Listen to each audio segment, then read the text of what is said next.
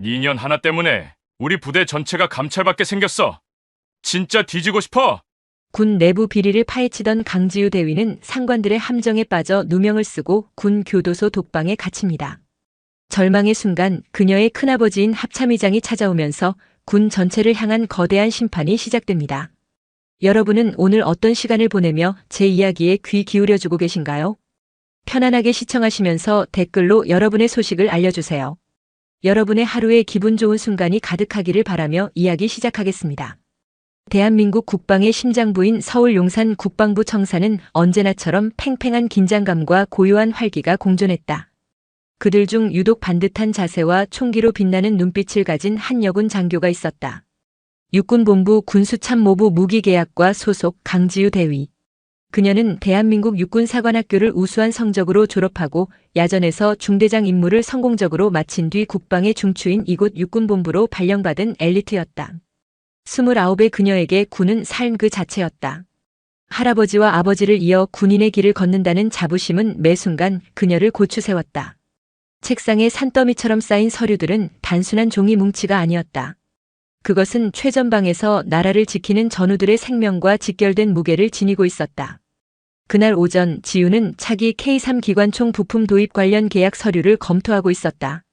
수백 페이지에 달하는 제안서와 견적서를 넘기던 그녀의 손가락이 순간 멈췄다. 해성정밀이라는 업체의 부품 단가표에서 이상한 점을 발견한 것이다. 핵심 부품인 가스 조절기의 단가가 작년 대비 180%나 폭등해 있었다.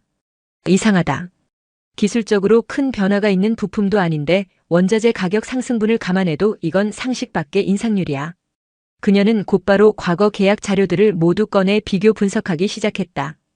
단순한 행정착오일 수도 있었지만 육사생도 시절부터 의심스러운 일은 반드시 확인하고 넘어간다는 원칙을 철저히 지켜온 그녀였다.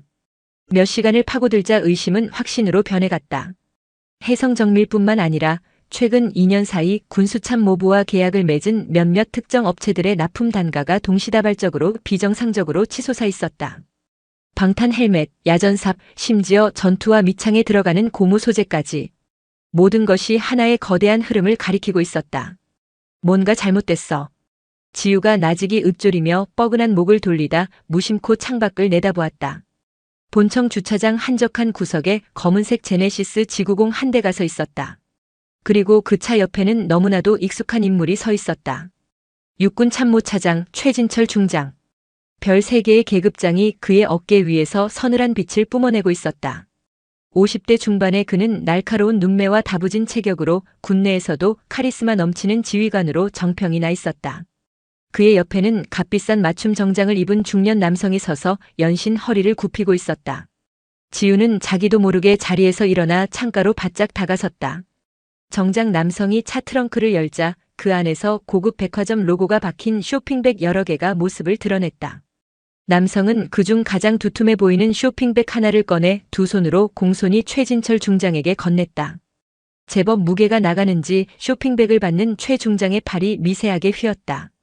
저게 뭐지? 군 최고 위급 장성이 영내에서 민간인에게 저런 물건을 직접 받는다고. 심장이 세차게 뛰기 시작했다.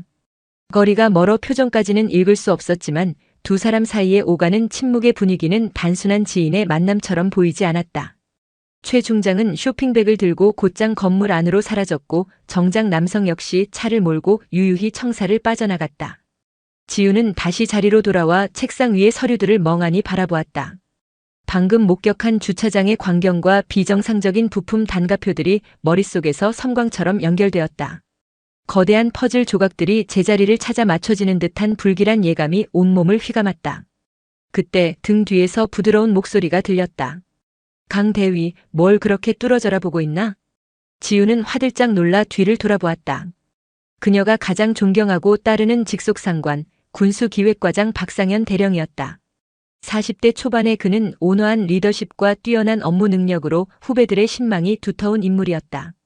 지우에게는 아버지의 오랜 부하이기도 해 다른 누구보다 편안하게 느껴지는 선배였다. 과장님 놀랐습니다. 안도의 한숨을 내쉰 지우는 잠시 망설였다. 하지만 이 의혹을 혼자 품고 있기에는 너무나도 버거웠다. 박 대령이라면 분명 올바른 길로 이끌어줄 것이라 믿었다. 과장님 잠시 드릴 말씀이 있습니다. 회의실로 자리를 옮긴 지우는 K3 기관총 부품 계약서와 자신이 분석한 자료들을 꺼내 보였다. 이 단가들 너무 이상하지 않습니까? 작년 대비 2배 가까이 올랐습니다. 다른 업체들도 마찬가지고요. 박상현 대령은 서류를 훑어보기 시작했다. 그의 부드러웠던 미간이 서서히 좁혀졌다. 지우는 용기를 내어 방금 주차장에서 목격한 최진철 중장의 이야기까지 조심스럽게 털어놓았다. 이야기를 모두 들은 박 대령의 표정은 싸늘하게 굳어 있었다. 그는 서류를 탁 소리나게 덮으며 입을 열었다. 그러나 그의 입에서 나온 말은 지우의 예상을 완전히 빗나갔다. 강대위. 목소리는 얼음장처럼 차가웠다. 군 생활 오래 하고 싶으면 못 본 건 그냥 못 본 대로 덮어두는 게 좋아. 예? 지우는 자신의 귀를 의심했다. 늘 정의와 원칙을 강조하던 선배의 입에서 나온 말이라고는 믿기지 않았다. 박 대령은 자리에서 일어나며 경고하듯 말했다. 자네가 지금 뭘 건드리려 하는지 알고나 있나? 이건 자네 혼자서 감당할 수 있는 문제가 아니야. 보지 말아야 할 것까지 본 것 같은데 입 다물고 조용히 있어. 충격에 휩싸인 지우는 아무 말도 하지 못했다. 존경하던 선배의 배신감에 머릿속이 하얘졌다. 박 대령은 회의실을 나가려다 문 앞에서 잠시 멈춰서서 돌아보았다. 그의 눈에는 일말의 동정심도 온기도 남아있지 않았다. 아, 그리고 내일부터 며칠 휴가 내고 집에서 좀 쉬는 게 좋겠어. 머리도 식힐 겸. 문이 닫히고 지우는 차가운 회의실에 홀로 남겨졌다. 떨리는 손으로 서류를 다시 펼쳤다. 조작된 단가와 비리의 증거들이 활자 속에서 비웃듯 선명하게 빛나고 있었다. 어떻게 이럴 수가 있지. 사무실 밖 복도에서는 평소와 다름없는 소음들이 들려왔다. 하지만 그 모든 소리가 마치 다른 세상의 일처럼 아득하게 느껴졌다. 지우는 그 순간 깨달았다. 자신이 평생을 바쳐 지켜가리라 맹세했던 아버지와 할아버지의 명예가 걸린 이군 조직의 단단한 성벽에 거대하고 추악한 균열이 생겨 있음을. 그리고 자신은 그 균열의 가장 깊고 어두운 심연을 들여다보고 말았다는 것을. 일주일이 지났다. 박상현 대령의 경고 이후 지우는 철저히 침묵했다. 하지만 침묵이 모든 것을 해결해 주진 않았다. 오히려 보이지 않는 압박이 숨통을 조여왔다. 동료들은 그녀를 슬슬 피했고 업무는 그녀를 건너뛰어 진행되기 일쑤였다. 그녀는 투명인간이 되어버린 것 같았다. 그리고 마침내 올 것이 왔다. 육군본부 인사사령부에서 한 장의 명령서가 날아들었다. 인사명령. 육군 대위 강지우. 보직 육군본부 군수참모부 무기계약과. 보직 제21보병사단 제63보 병연대 제2대대 구중대장. 5월 27일부. 명령서를 받아든 지우의 손이 미세하게 떨렸다.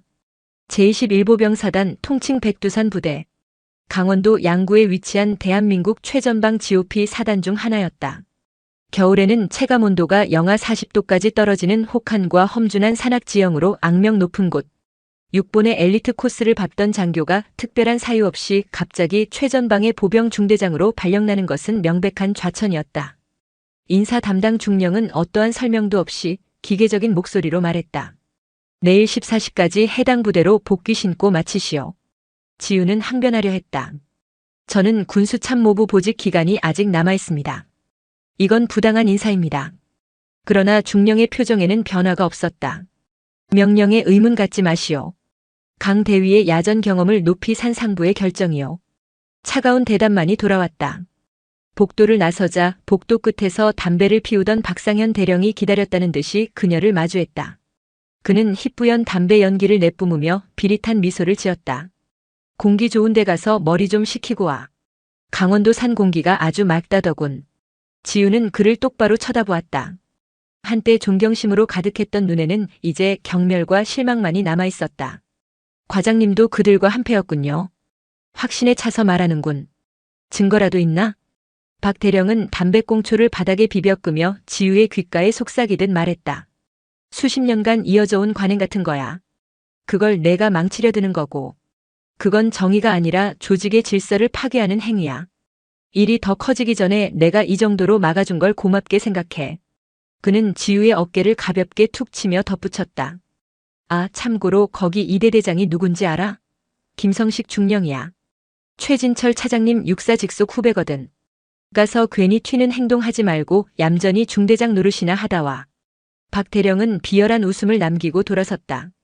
복도 저편에서 다른 장교들이 수군거리는 소리가 희미하게 들려왔다. 강 대위 전방 간다며? 쯧쯧, 여군이 괜히 나대니까 저렇게 되는 거야. 조용히 해, 들리겠다. 지우는 주먹을 꽉 쥐었다. 손톱이 손바닥을 파고드는 아픔보다 가슴을 후벼 파는 배신감과 실망감이 훨씬 더 컸다. 자신이 그토록 자랑스러워했던 군대가 내부로부터 이렇게 썩어 문드러지고 있었다니. 사무실로 돌아와 개인 물품을 정리했다. 책상 서랍 깊숙한 곳에서 육사 졸업 앨범이 나왔다. 충성이라는 교표를 가슴에 달고 환하게 웃고 있는 젊은 날의 자신이 지금의 현실을 비웃는 것만 같았다. 지우는 앨범을 조용히 닫았다. 그녀의 눈빛은 이전보다 한층 더 단단하고 차갑게 굳어졌다. 다음 날 오후 지우는 군용 트럭에서 내려 강원도 양구의 21사단 63년대 위병소 앞에 섰다. 백두산이 호령하면 천지가 진동한다는 살벌한 문구가 그녀를 맞았다. 위병소 근무를 서던 초병들이 처음 보는 여군 대위의 등장에 힐끔거리며 속삭였다. 새로운 중대장님인가 봐. 여자네? 예쁘게 생기셨는데 우리 이제 죽었다. 등 뒤에서 느껴지는 시선들이 따가웠다. 연대 본부 건물 앞에는 인사과장인 최민호 소령이 마중 나와 있었다. 그는 안경을 쓴 마른 체격의 장교로 어색한 미소를 지으며 지우를 맞았다. 강지우 대위시죠? 반갑습니다. 따라오시죠.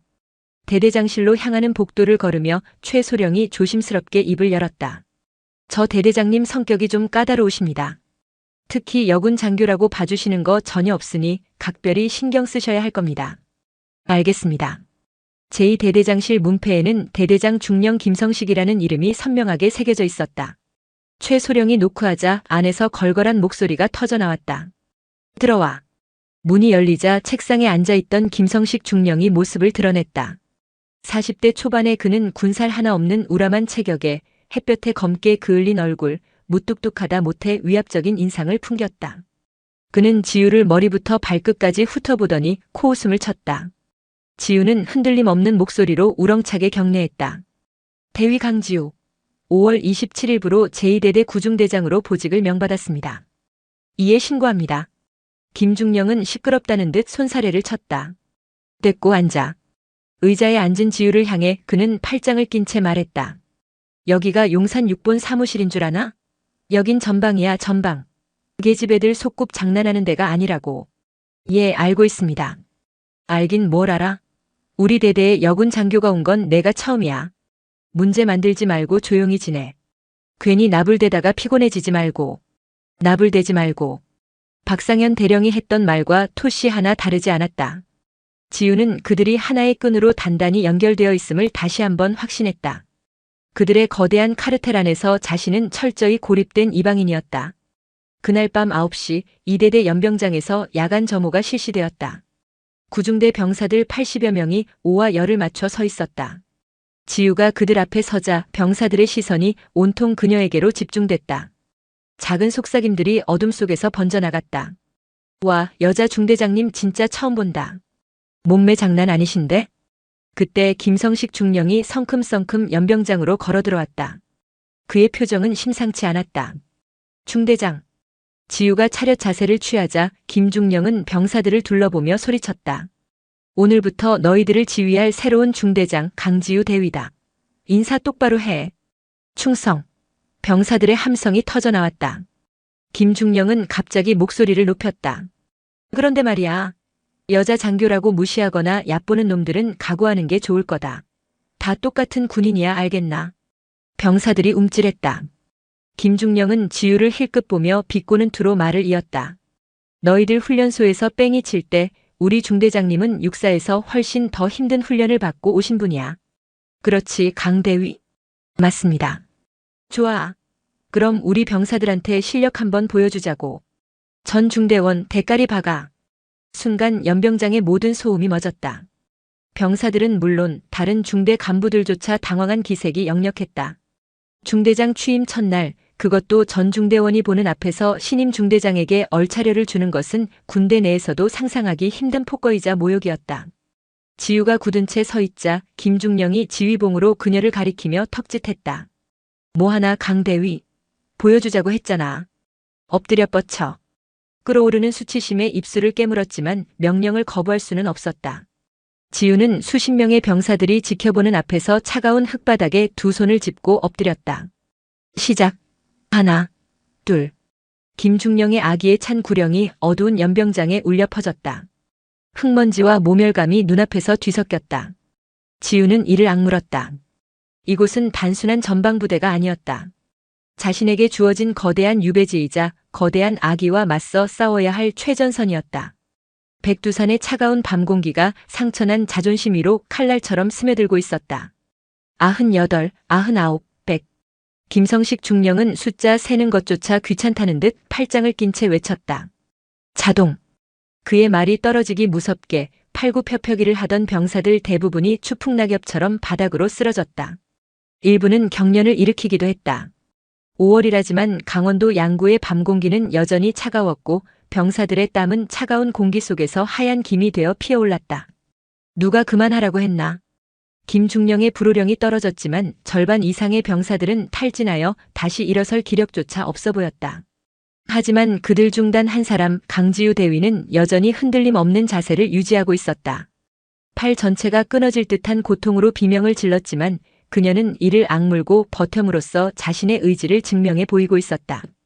이마에서 떨어진 땀이 흙바닥에 작은 웅덩이를 만들었다. 김중령은 그런 지우를 보고 독하다는 생각을 하면서도 예상보다 훨씬 오래 버티는 모습에 심기가 뒤틀렸다. 결국 그는 그만이라고 외쳤다. 마침내 구령이 멈췄다. 지우는 흐릿해지는 시야를 다잡으며 몸을 일으키려 했다. 하지만 팔다리가 주인의 명령을 거부했다. 온몸의 근육이 비명을 지르며 말을 듣지 않았다. 안간힘을 쓰던 그녀는 결국 균형을 잃고 우스꽝스러운 자세로 바닥에 얼굴을 박고 말았다. 푸아하. 김중령은 참지 못하고 큰 소리로 웃음을 터뜨렸다. 그를 따라 몇몇 간부들도 낄낄거렸다. 하지만 병사들은 웃지 않았다. 그들은 하나둘씩 몸을 일으키며 김중령을 바라보았다. 그들의 눈에는 분노와 경멸 그리고 자신들의 지휘관이 될 저 여장교에 대한 일말의 연민이 뒤섞여 있었다. 오늘의 이 부당한 처사가 얼마나 비열한 것인지 군 생활이 짧은 이등병조차 본능적으로 알고 있었다. 지우는 입안에 들어온 흙을 뱉어내며 간신히 몸을 일으켰다. 땀과 흙먼지로 범벅이 된 얼굴은 엉망이었지만 그녀의 눈빛만은 조금도 꺾이지 않고 횃불처럼 타오르고 있었다. 김중령이 그녀에게 다가와 젖은 군복을 손가락으로 툭툭 치며 비아냥거렸다. 역시 육사 출신이라 깡은 있네. 그래도 체력 단련은 좀 더 해야겠어. 군복 벗고 싶지 않으면 앞으로 잘하라고. 그가 경멸의 시선을 남기고 돌아서자 병사들도 해산했다. 텅 빈 연병장에 홀로 남은 지우는 어둠이 깊게 내린 하늘을 올려다보았다. 수많은 별들이 차갑게 빛나고 있었다. 그 순간 지우는 확신했다. 이곳에서의 싸움은 이제 막 시작되었으며 결코 물러서지 않을 것이라고. 정의는 반드시 승리한다고 믿었기 때문은 아니었다. 여기서 무너지면 자신을 나락으로 밀어넣은 저 거대한 부패의 사슬을 끊어낼 기회조차 영원히 사라질 것이기 때문이었다. 견뎌내자. 그녀의 목소리에는 강철 같은 의지가 담겨 있었다. 그날 이후 김성식 중령의 교묘하고 비열한 괴롭힘은 계속되었다. 불필요한 야간 훈련을 지시하거나 휴일에도 지우의 중대만 콕 집어 작업 명령을 내렸다. 모든 책임을 그녀에게 떠넘기려는 속셈이었다. 하지만 지우는 묵묵히 모든 것을 감내했다. 오히려 병사들보다 먼저 훈련장에 나갔고 가장 늦게까지 남았다. 굳은 일도 마다하지 않았다. 처음에 그녀를 의심하고 비웃던 병사들의 시선도 조금씩 바뀌기 시작했다. 저 독한 여장교가 단순히 보여주기를 하는 것이 아님을 깨달았기 때문이다. 그녀의 눈빛은 진심이었고 행동에는 거짓이 없었다. 그러던 어느 날 지우는 중대 선임하사인 황정수 중사와 함께 중대 장비 창고를 점검하고 있었다. 황 중사는 10년 넘게 이 부대에서 복무한 베테랑으로 검게 그을린 얼굴에 과묵하지만 성실함이 묻어나는 군인이었다. 중대장님 아직도 일하십니까? 좀 쉬엄쉬엄 하십시오. 걱정스러운 표정의 황 중사에게 지우는 K2 소총 부품 교체 내역서를 들어보였다. 황 중사님 혹시 이 부품들 뭔가 이상하다고 생각한 적 없으십니까? 교체 주기도 너무 작고 제가 알던 단가와 차이가 너무 큽니다. 그 말에 황 중사의 표정이 순간 굳어졌다. 그는 주위를 한번 휙 둘러보더니 목소리를 낮춰 말했다. 중대장님 혹시 저와 함께 가보실 곳이 있습니다. 황 중사가 이끈 곳은 부대 뒤편의 낡고 녹슨 보급품 창고였다. 그가 열쇠 꾸러미로 자물쇠를 열자 삐걱거리는 소리와 함께 곰팡이 냄새가 훅 끼쳐왔다. 지우가 손전등을 켜고 안으로 들어서는 순간 그녀는 자신의 눈을 의심했다. 선반 위에는 각종 장비들이 쌓여 있었지만 상태가 정상이 아니었다. 포장도 뜯지 않은 새 방독면 상자를 열자 렌즈에 금이 가 있거나 정화통이 찌그러진 불량품들이 쏟아져 나왔다. 다른 쪽에는 전투화들이 쌓여 있었는데 신지도 않은 새 것들의 밑창이 손으로 살짝 힘을 주자 접착제 자국을 남기며 뜯어져 버렸다. 황 중사가 서류함을 열어 납품 전표들을 보여주었다. 전표에는 모두 정품, 어급이라는 도장이 선명하게 찍혀 있었다. 하지만 실제 물품은 폐기되어야 마땅할 쓰레기들이었다. 이게 다 뭡니까? 몇 년 전부터 이랬습니다. 문제 제기를 해도 상부에서는 예산 부족이라는 말만 되풀이했습니다. 그런데 이상하게도 서류상으로는 매년 최신 장비가 보급된 것으로 되어 있었습니다. 지우는 납품 전표에 반복적으로 등장하는 한 업체의 이름을 발견했다. 해성정밀. 용산에서 그녀가 처음 의심을 품었던 바로 그 회사였다. 심장이 다시 차갑게 식어내렸다. 용산의 비리가 이곳 최전방 부대의 병사들 목숨을 담보로 이어지고 있었다. 황 중사님, 이거 사진으로 좀 남겨도 되겠습니까? 그 말에 황 중사의 얼굴이 하얗게 질렸다. 중대장님 안 됩니다. 이건 그냥 조심하시라고 보여드린 겁니다. 이런 걸로 걸고 넘어지면 중대장님만 다치십니다. 알아요. 하지만 이대로 둘 수는 없습니다. 이건 우리 병사들의 생명 문제입니다. 지우의 진지하고 흔들림 없는 눈빛에서 황 중사는 무언가를 읽었다. 오랫동안 가슴속에 묻어두었던 군인으로서의 양심이 꿈틀거렸다. 그는 깊은 한숨을 내쉬더니 결심한 듯 입을 열었다. 알겠습니다. 제가 망을 보겠습니다. 빨리 하십시오. 지우는 휴대폰을 꺼내 썩어 빠진 군수 비리의 증거들을 하나도 빠짐없이 촬영하기 시작했다. 불량 방독면, 뜯어지는 전투화, 그리고 조잡하게 만들어진 K2 소총의 놀이쇠 뭉치까지. 모든 것이 명백한 증거였다. 3일 후 청명하게 갠 하늘 아래 2대대 자동화 사격장에서 구중대의 K2 소총 사격 훈련이 시작되었다. 지우는 사선의 선 병사들 뒤에서 안전수칙을 재차 강조하고 있었다. 조준 시 호흡을 멈추고 격발 전까지는 반드시 안전장치를 걸어둘 것. 알겠나? 예, 알겠습니다. 첫 번째 사격조가 엎드려 쏴 자세를 취했다. 그 중에는 이제 갓 20살을 넘긴 김민준 일병도 있었다. 긴장한 표정이 역력한 어린 병사였다. 사격 개시. 지우의 구령이 떨어지자 탕, 탕, 탕. 요란한 총성이 산비탈을 울렸다. 그런데 바로 그때였다. 김민준 일병의 소총에서 딸깍하는 이상한 소리가 났다. 불발이었다. 당황한 김일병이 고개를 들어 총구를 들여다보려는 찰나였다. 일병, 총구 돌려. 위험해. 지우가 다급하게 소리쳤지만 이미 늦었다. 펑. 갑작스러운 폭음과 함께 김민준 일병의 소총 약실 부근이 폭발했다. 파편이 사방으로 튀었고 김일병은 비명을 지르며 뒤로 낮아빠졌다. 으악. 내 눈. 그의 얼굴이 피로 흥건했다. 튕겨나온 금속 파편이 그의 눈두덩과 이마를 찢은 것이다. 의무병. 당장 의무병 불러. 사격장은 순식간에 아수라장이 되었다. 지우는 피를 흘리는 김일병에게 달려가 상처를 확인했다. 다행히 안구는 무사했지만 이마의 상처가 깊어 자칫 큰 흉터가 남을 수 있는 상황이었다. 의무병이 달려와 응급처치를 하고 김일병은 황급히 국군수도병원으로 후송되었다. 황정수 중사가 폭발한 소총의 잔해를 살폈다. 놀이쇠 뭉치가 완전히 박살나 있었다. 며칠 전 창고에서 봤던 바로 그 조잡한 불량 부품이었다. 황 중사의 얼굴이 잿빛으로 변했다. 결국 일이 터지고 말았군. 2시간 후 연대 본부 대대장실에서 사고보고 회의가 열렸다. 김성식 중령은 이미 모든 보고서 작성을 마친 상태였다. 지우는 그 내용을 보고 경악을 금치 못했다. 사고 원인 1. 중대장의 안전지도 및 감독 소홀 2. 사수 김민준 일병의 안전수칙 미준수 및 개인 조작 미숙 3. 상기 원인으로 발생한 총기 폭발 사고로 지휘관 한지우 대위에게 모든 책임이 있음.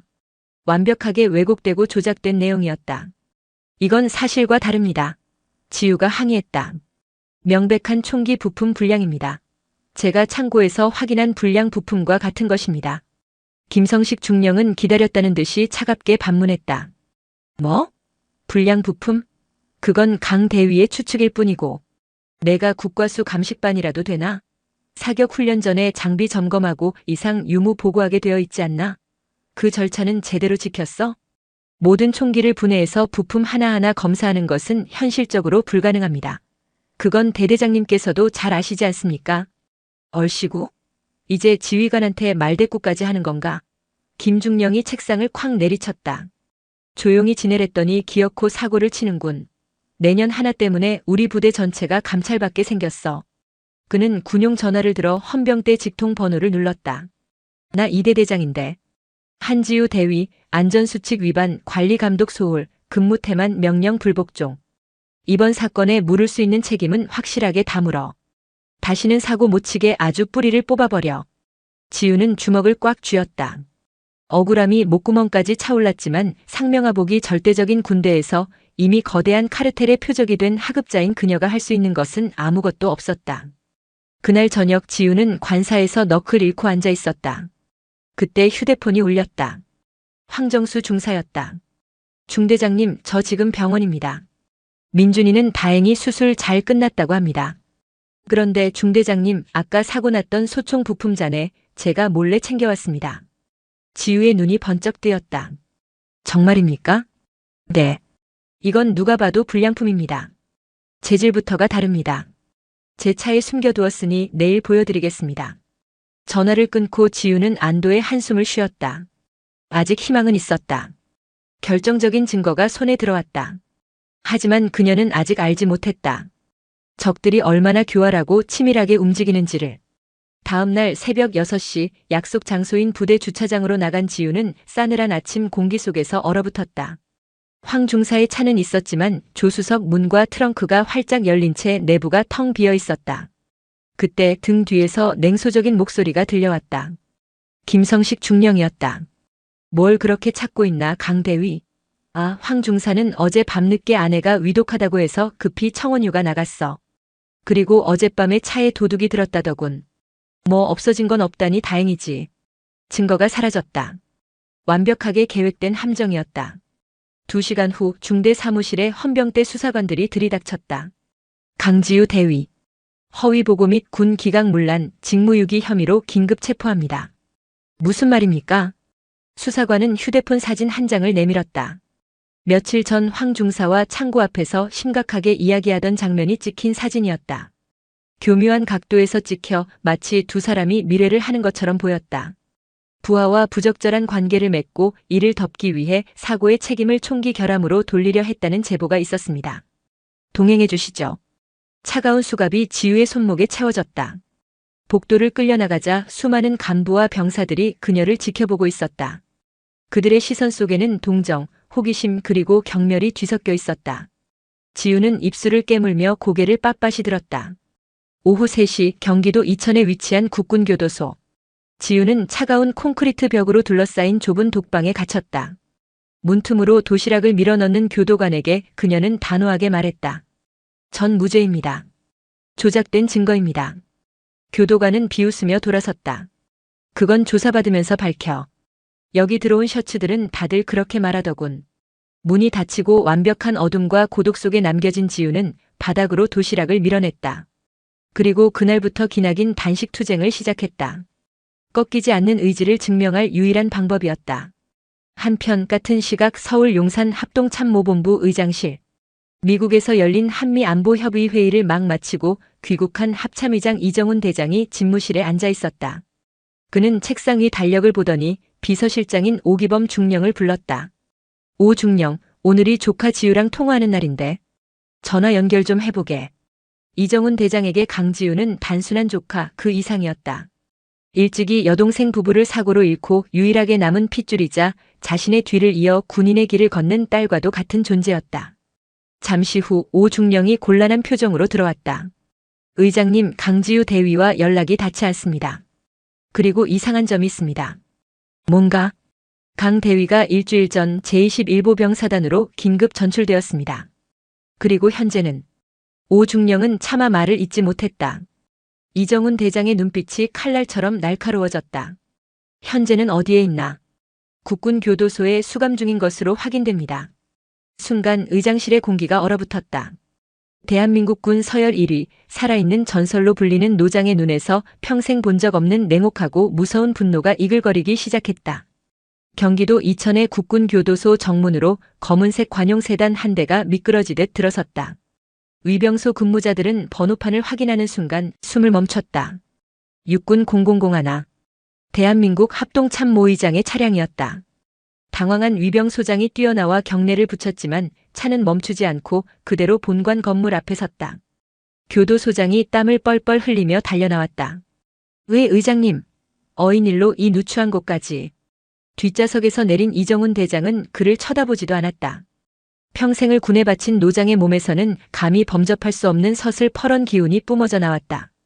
강지우 대위. 면회하겠다. 예? 강 대위 말입니까? 그게 현재 징계 수용자로 분류되어 면회가. 이정훈 대장은 그제야 천천히 고개를 돌려 교도소장을 응시했다. 그 눈빛에는 어떠한 감정도 담겨 있지 않아 오히려 더 오싹했다. 마치 깊이를 알 수 없는 심연 같았다. 내가 누군지 잊었나? 낮고 조용한 목소리. 하지만 그 안에는 거역할 수 없는 무게가 실려 있었다. 교도소장은 자기도 모르게 뒷걸음질 쳤다. 아닙니다. 당장 안내해드리겠습니다.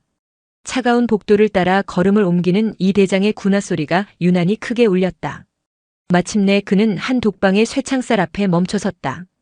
그리고 그 안의 광경을 보는 순간 수십 년간 전장을 누비며 단 한 번도 흔들린 적 없던 그의 주먹이 부르르 떨렸다. 한 줄기 희미한 불빛 아래 한때 총명함으로 빛나던 조카가 벽에 등을 기댄 채 쓰러지듯 앉아 있었다. 삐쩍 마른 몸, 푹 꺼진 두 볼 생기를 잃은 피부. 깨끗하게 다려입던 군복은 구겨진 채 헐렁하게 몸에 걸쳐져 있었다. 열흘간의 단식은 그녀의 육체를 한계까지 몰아붙인 후였다. 지우야. 그의 목소리를 들은 것일까? 강지우가 천천히, 아주 천천히 고개를 들었다. 초점을 잃었던 눈이 자신을 부른 사람을 확인하는 순간 희미하게 빛나기 시작했다. 큰아버지. 거의 소리가 나지 않을 정도로 갈라진 목소리였다. 이정훈 대장은 무릎을 굽혀 쇠창살 가까이 다가갔다. 어쩌다 이 꼴이 된 게냐? 지우는 힘겹게 몸을 일으키려 했지만 다리에 힘이 들어가지 않아 다시 주저앉고 말았다. 그녀의 눈에서 참아왔던 눈물이 툭 하고 떨어졌다. 더러운 비리를 받습니다. 가느다란 목소리로 그녀는 모든 것을 털어놓기 시작했다. 군수품 납품 단가 조작, 최진철 중장과 민간 브로커의 검은 거래, 박상현 대령의 배신과 회유, 21사단으로의 좌천, 김성식 중령의 악랄한 괴롭힘, 불량 부품으로 인한 사격장 폭발 사고, 그리고 조작된 증거와 누명까지. 증거를 전부 없앴어요. 아무도 제 말을 믿어주지 않았습니다. 이정훈 대장은 아무 말 없이 모든 것을 들었다. 그의 얼굴은 무표정했지만 턱의 근육이 미세하게 경직되고 눈빛은 점점 더 차갑게 가라앉고 있었다. 조카의 고통스러운 고백 한마디 한마디가 그의 심장에 비수처럼 박혔다. 이것은 단순히 조카 한 명의 억울함에 대한 분노가 아니었다. 평생을 바쳐 지켜온 군 조직이 뿌리부터 썩어 문드러지고 있다는 사실에 대한 참을 수 없는 모멸감과 슬픔이었다. 고결해야 할 군복이 탐욕으로 더러워지고 정직한 군인이 짓밟히는 조직. 전시의 병사들의 목숨을 지켜야 할 무기가 장사꾼들의 돈벌이 수단으로 전락한 현실. 지우야. 모든 이야기를 들은 이 대장이 나직이 조카의 이름을 불렀다. 조금만 더 견뎌라. 이 큰아버지가 모든 것을 제자리로 돌려놓을 것이다. 그의 목소리에는 바위 같은 결의가 담겨 있었다. 지우는 희미하게 고개를 끄덕였다. 꺼져가던 희망의 불씨가 다시 타오르는 것 같았다. 이정훈 대장은 자리에서 일어나 뒤돌아섰다. 교도소장과 교도관들이 겁에 질린 채 복도 끝에서 그를 지켜보고 있었다. 의무실로 당장 옮겨. 수액을 맞추고 영양을 공급해. 털끝 하나라도 잘못되면 내 놈들 목은 내 손으로 직접 비틀어 버릴 줄 알아. 살기가 담긴 명령이었다. 그는 다시는 뒤돌아보지 않고 교도소를 걸어 나왔다. 주차장으로 향하는 그의 머릿속에서는 이미 거대한 계획이 무섭도록 빠르게 세워지고 있었다. 최진철 중장과 그 일당들. 그 썩은 뿌리를 송두리째 뽑아버리겠다는 차가운 각오가 그의 전신을 지배했다. 언제부터 장군이 장사꾼이 되었는가? 차가 출발하며 교도소를 떠났다. 그의 뒤로는 폭풍 전야의 고요함만이 남았다. 대한민국 군 역사상 가장 거대하고 처절한 숙청의 서막이 그렇게 올랐다. 그날 밤 11시 용산 합참의장실의 불은 꺼지지 않았다. 이정훈 대장과 그의 곁을 그림자처럼 지키는 비서실장 오기범 중령, 단 두 사람만이 방 안에 있었다. 오 중령은 이 대장이 육군 참모총장 시절부터 발탁해온 최측근으로 날카로운 판단력과 강직한 성품을 지닌 인물이었다. 상황은 들었을 테고 이 대장이 입을 열었다. 그의 책상 위에는 강지우 대위 관련 사건 파일과 최진철 중장의 인적사항, 그리고 군내 사조직 관련 첩보 보고서들이 흩어져 있었다. 예, 의장님. 분노를 금할 수 없습니다. 분노는 나중에 해도 늦지 않아. 지금은 냉정해야 한다. 이 대장은 창밖의 서울 야경을 바라보며 말했다. 이건 공식적인 감찰이나 수사로는 해결할 수 없는 문제다. 놈들은 이미 수십 년간 거미줄처럼 얽혀 있어. 증거인멸의 명수들이고 정치권에도 연이 닿아 있겠지. 섣불리 쳤다가는 꼬리만 자르고 끝날 거다. 오히려 역풍을 맞을 수도 있어. 그럼 어떻게 하시겠습니까? 이 대장은 자리로 돌아와 서류 하나를 오중령에게 내밀었다. 해성정밀이라는 업체명과 대표 윤태식이라는 이름이 적혀 있었다. 이놈부터 잡는다. 뱀의 머리를 직접 칠 수 없다면 도깃발을 먼저 뽑아버리는 수밖에. 오중령은 서류를 받아들었다. 제가 조사하겠습니다. 아니, 자네에게는 더 중요한 임무가 있다. 이 대장은 서랍에서 두꺼운 파일 하나를 더 꺼냈다. 표지에는 대외비차기 군단급 무인기 도입 사업 프로젝트 백두이라고 적혀 있었다. 탐욕스러운 놈들은 더 큰 먹잇감 앞에서는 경계심을 풀게 되어 있지. 우리는 그 본능을 이용한다. 그의 계획은 대담하고 치밀했다. 군 내부 감찰망을 모두 피해 비공식적인 루트를 통해 함정 수사를 진행한다는 것이었다. 오기범 중령이 신분을 위장하여 무기 브로커 윤태식에게 접근, 거액의 커미션이 걸린 프로젝트 백두의 사업권을 미끼로 그를 낚아챈다는 계획이었다. 그리고 그 과정에서 최진철 중장과의 연결고리를 입증할 결정적인 증거를 확보하는 것이 최종 목표였다. 의장님, 너무 위험한 계획입니다. 만약 발각이라도 되면 위험은 내가 감수한다. 이 대장이 오중령의 말을 잘랐다. 그의 눈빛은 흔들림이 없었다. 이 작전은 자네와 나 단둘만 아는 거다. 국방부 장관은 물론 대통령께도 사후에 보고한다. 모든 책임은 내가 진다. 할 수 있겠나? 오기범 중령은 잠시 상관의 얼굴을 바라보았다. 그의 눈에는 조국과 군에 대한 깊은 사랑, 그리고 썩은 환부를 도려내려는 비장한 각오가 서려 있었다. 그는 허리를 굽혀 경례했다. 명령만 내리십시오, 의장님. 그림자가 되어 칼을 휘두르겠습니다. 그날 이후 오기범 중령은 공식적으로 장기 해외 파견 명령을 받고 합참에서 자취를 감췄다. 그리고 며칠 후 방위사업청에서 근무하다 불미스러운 일로 퇴직한 전직 영관급 장교 김승현이라는 인물이 어두운 무기거래 시장에 등장하기 시작했다. 오 중령은 철저하게 자신을 위장했다. 말투, 걸음걸이, 심지어 술버릇까지 다른 사람으로 다시 태어났다. 그는 몇몇 정보원을 통해 프로젝트 백두의 기밀 정보를 조금씩 흘리며 윤태식의 귀에 들어갈 덫을 놓았다. 윤태식은 처음에는 반신반의했다. 최근 군 내부 사정이 시끄러워 몸을 사리던 중이었기 때문이다. 하지만 김승현이 흘리는 정보의 정확도와 그가 제시한 사업 규모 5천억 커미션 5%라는 달콤한 제안 앞에서 그의 경계심은 서서히 허물어지고 있었다.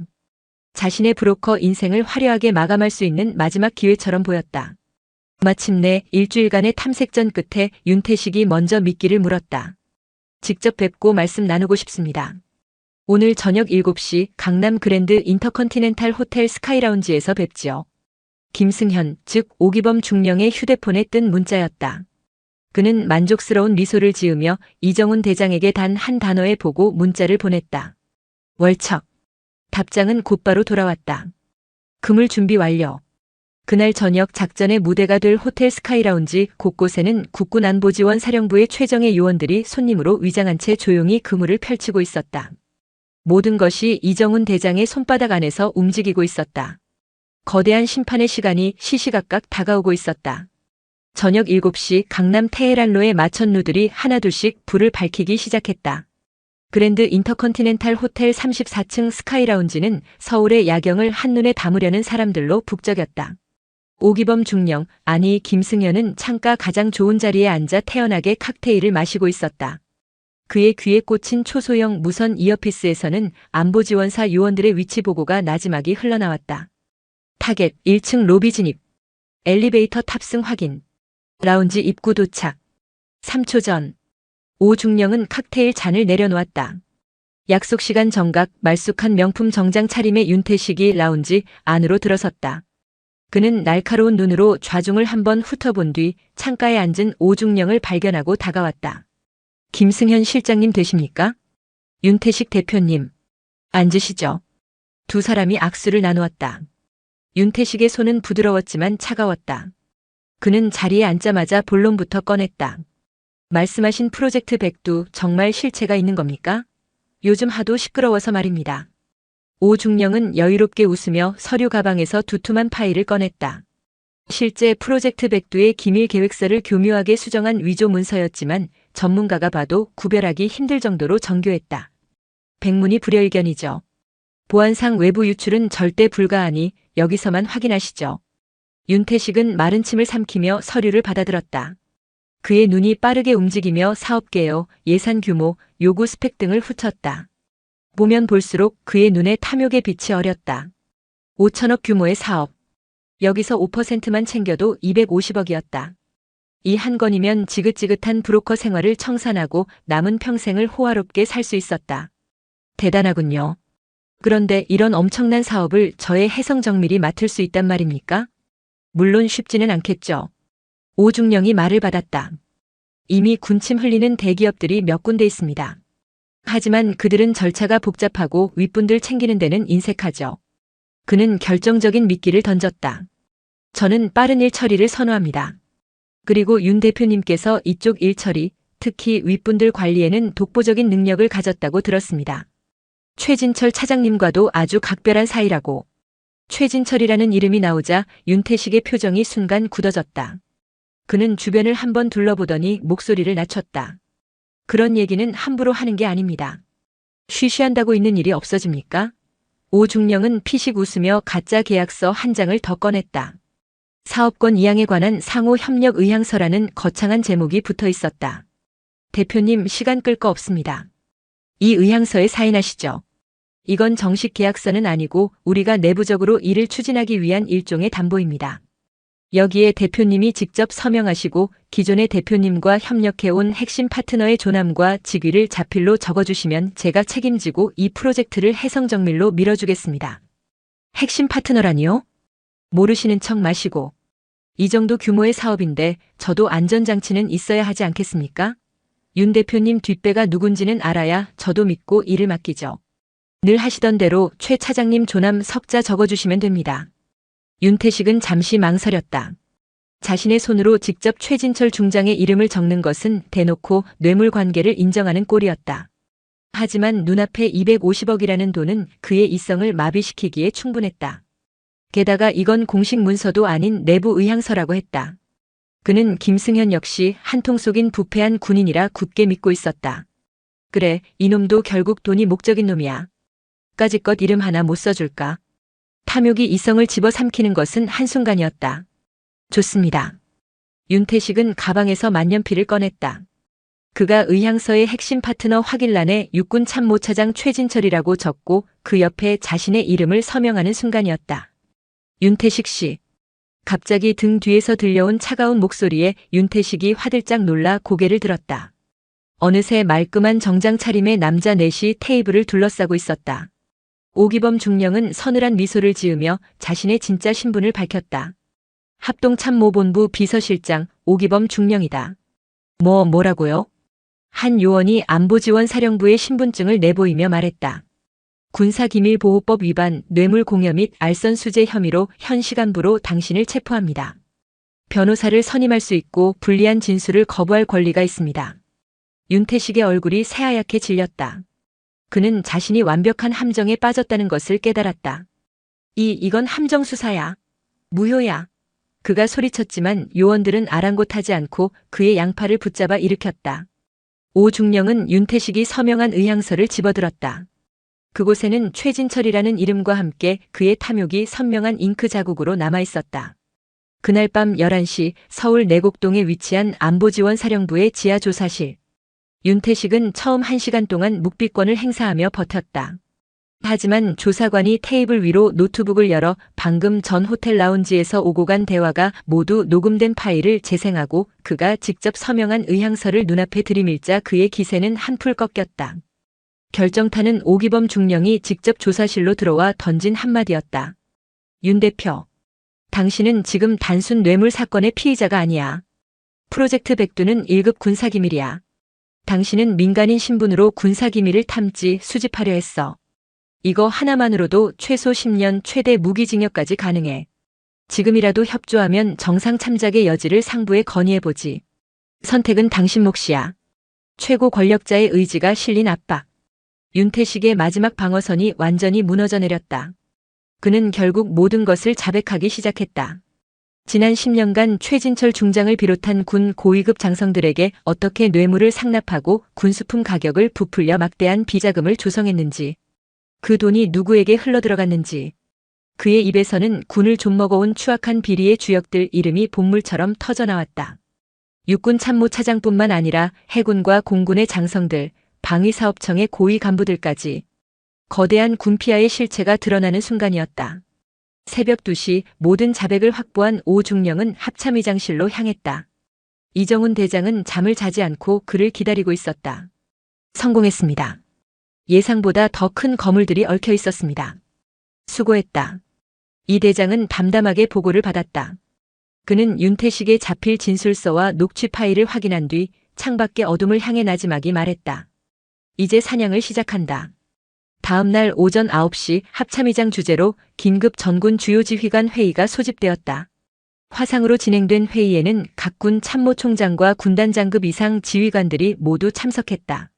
최진철 중장도 아무것도 모른 채 자신의 집무실에서 화면을 통해 회의에 참석했다. 이정훈 대장은 서두에 최근 북한의 도발 동향과 군사 대비 태세를 점검하며 평소와 다름없이 회의를 진행했다. 참석자들의 긴장이 풀릴 무렵 그가 갑자기 차가운 목소리로 말했다. 그런데 적은 비단 휴전선 너머에만 있는 것이 아닌 것 같소. 순간 회의장 분위기가 싸늘하게 얼어붙었다. 이 대장은 최진철 중장의 얼굴이 나오고 있는 화면을 똑바로 응시했다. 최진철 차장. 예, 의장님. 어젯밤 강남에서 좋은 계약건이 하나 있었던 모양이던데. 최진철 중장의 얼굴이 파랗게 질렸다. 강남 계약이라는 단어에 심장이 쿵 하고 내려앉았다. 이정훈 대장은 오기범 중령에게 눈짓했다. 오 중령은 회의에 참석한 모든 지휘관의 모니터에 한 개의 파일을 전송했다. 파일 안에는 윤태식이 호텔에서 서명한 의향서 스캔본과 그의 자백이 담긴 영상의 일부가 들어있었다. 이게 무슨 최 중장은 말을 잇지 못하고 더듬거렸다.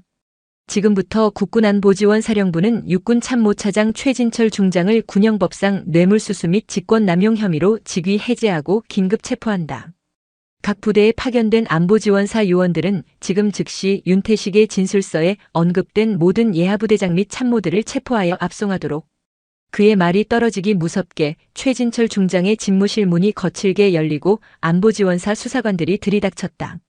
화면 속에서 최 중장이 끌려나가는 모습이 모든 지휘관에게 생중계되었다. 다른 군단 사단에서도 동시에 비명과 고함이 터져나왔다. 대한민국군 역사상 유례없는 대대적인 동시 숙청 작전이 시작된 것이다. 회의에 참석했던 장성들은 경악을 금치 못했다. 그들은 자신들이 보고 있는 장면이 현실이라는 것을 믿을 수 없었다.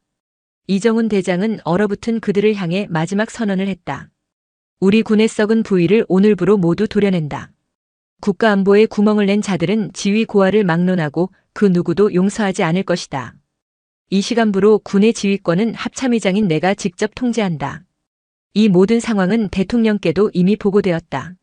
각급 부대는 동요하지 말고 복무에만 전념하도록. 이상. 그의 목소리는 회의실을 넘어 대한민국 전군의 천둥처럼 울려 퍼졌다. 부패의 거대한 바벨탑이 무너져 내리는 굉음이었다. 백두산 호랑이의 포효가 마침내 시작된 것이다. 이정훈 합참의장의 선전포고와 함께 시작된 숙청의 칼날은 그야말로 전광석화 같았다. 육군본부 군수참모부와 방위사업청을 시작으로 각군 본부와 예하사령부까지 수십 년간 군의 혈관을 막아온 부패의 종양들이 동시다발적으로 터져나왔다. 최진철 중장이 체포된 지 불과 반나절 만에 현역 장성 10여 명, 영관급 장교 50여 명, 그리고 그들과 결탁한 군무원과 민간업자들이 줄줄이 쇠고랑을 찼다. 대한민국 군 창설 이래 최대 규모의 숙청이었다. 용산 국방부 청사는 그야말로 벌집을 쑤셔놓은 듯했다. 안보지원사령부 수사관들이 들이닥쳐 주요 사무실을 압수수색하고 컴퓨터와 서류들을 봉인했다. 복도에서는 여기저기서 고성과 비명이 터져나왔고 어제까지 동료였던 이들이 수갑을 찬 채 끌려나가는 모습이 목격되었다. 살아남은 자들은 공포에 질린 채 자신의 책상에 못 박힌 듯 앉아 숨을 죽였다. 누가 다음 차례가 될지 아무도 몰랐다. 숙청의 칼날은 강지우를 나락으로 밀어넣었던 자들도 비켜가지 않았다. 육군본부 군수기획과장 박상현 대령은 자신의 사무실에서 체포되었다. 그는 윤태식의 장부에서 최진철 중장 다음으로 가장 많이 이름이 언급된 인물이었다. 그는 마지막까지 자신의 결백을 주장하며 발버둥 쳤다. 나는 시키는 대로 했을 뿐이요. 군인으로서 상부의 명령에 따랐을 뿐이라고. 하지만 그의 비겁한 변명은 통하지 않았다. 수사관이 그의 개인 계좌에서 발견된 수억 원대의 불법 자금 내역을 들이밀자 그는 결국 고개를 떨궜다. 한때 온화한 리더십으로 존경받던 그의 얼굴에는 탐욕과 배신으로 얼룩진 추악한 민낯만이 남아있었다. 한편 강원도 양구 21사단에서는 더 극적인 장면이 연출되었다. 제2대대장 김성식 중령은 합참의 화상회의가 끝난 직후 무언가 잘못되었음을 직감했다. 그는 곧장 사복으로 갈아입고 부대를 빠져나가려 했다.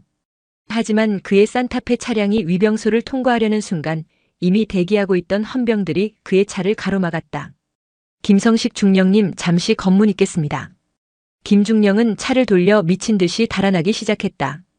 그러나 부대 지형은 그의 손바닥 아니었듯 헌병들의 손바닥 아니기도 했다. 막다른 길에 몰린 그는 차를 버리고 야산으로 도망쳤다. 하지만 체계적인 포위망을 뚫을 수는 없었다. 결국 그는 젊은 병사들에게 붙잡혀 진흙탕 속에서 처참하게 무릎을 꿇었다. 이거나, 너희가 뭔데 날 체포해? 영장 가져왔어? 그에게 수갑을 채운 것은 불과 몇 달 전까지 그가 빠릿빠릿하지 못하다며 구타했던 한 상병이었다. 상병은 아무 말 없이 차가운 눈으로 그를 내려다보며 구속영장을 그의 얼굴 앞에 펼쳐 보였다. 김성식 중령은 자신이 괴롭히고 멸시했던 병사들 손에 잡히는 최악의 굴욕을 맛보며 절망했다. 이 모든 과정은 철저히 언론에 공개되었다. 이정훈 대장은 이번 숙청이 단순한 내부 감찰이 아니라 국민의 감시 아래 진행되는 대수술임을 명확히 했다. 방송사 카메라들은 수갑을 차고 고개를 숙인 채 조사실로 향하는 장성들의 모습을 연일 내보냈다. 국민들은 충격과 분노에 휩싸였다. 하지만 한편으로는 군의 썩은 환부를 도려내는 이정훈 대장의 결단에 아낌없는 지지와 응원을 보냈다. 국방부 홈페이지 게시판은 그를 응원하는 글로 마비될 지경이었다. 상황이 이렇게 되자 정치권도 더 이상 침묵할 수 없었다. 대통령은 긴급 담화를 발표하고 이번 군납 비리 사건을 국기문란 사건으로 규정, 초당적인 협력을 통해 뿌리까지 파헤치겠다고 선언했다. 국회에서는 국방위원회 차원의 청문회가 열렸고 이정훈 대장은 그 중심에 섰다. 청문회장 증인석에 선 이정훈 대장은 조금도 위축되지 않았다. 그는 지난 수십 년간 군 내부에서 자행된 비리의 실태를 조목조목 폭로했다. 존경하는 국민 여러분, 그리고 의원님 여러분. 지난 수십 년간 우리 군에서 벌어진 납품 비리의 규모는 확인된 것만 수천억 원에 달합니다. 국정감사장이 술렁였다. 이들은 브로커와 결탁하여 우리 장병들의 목숨을 담보로 자신들의 배를 채웠습니다.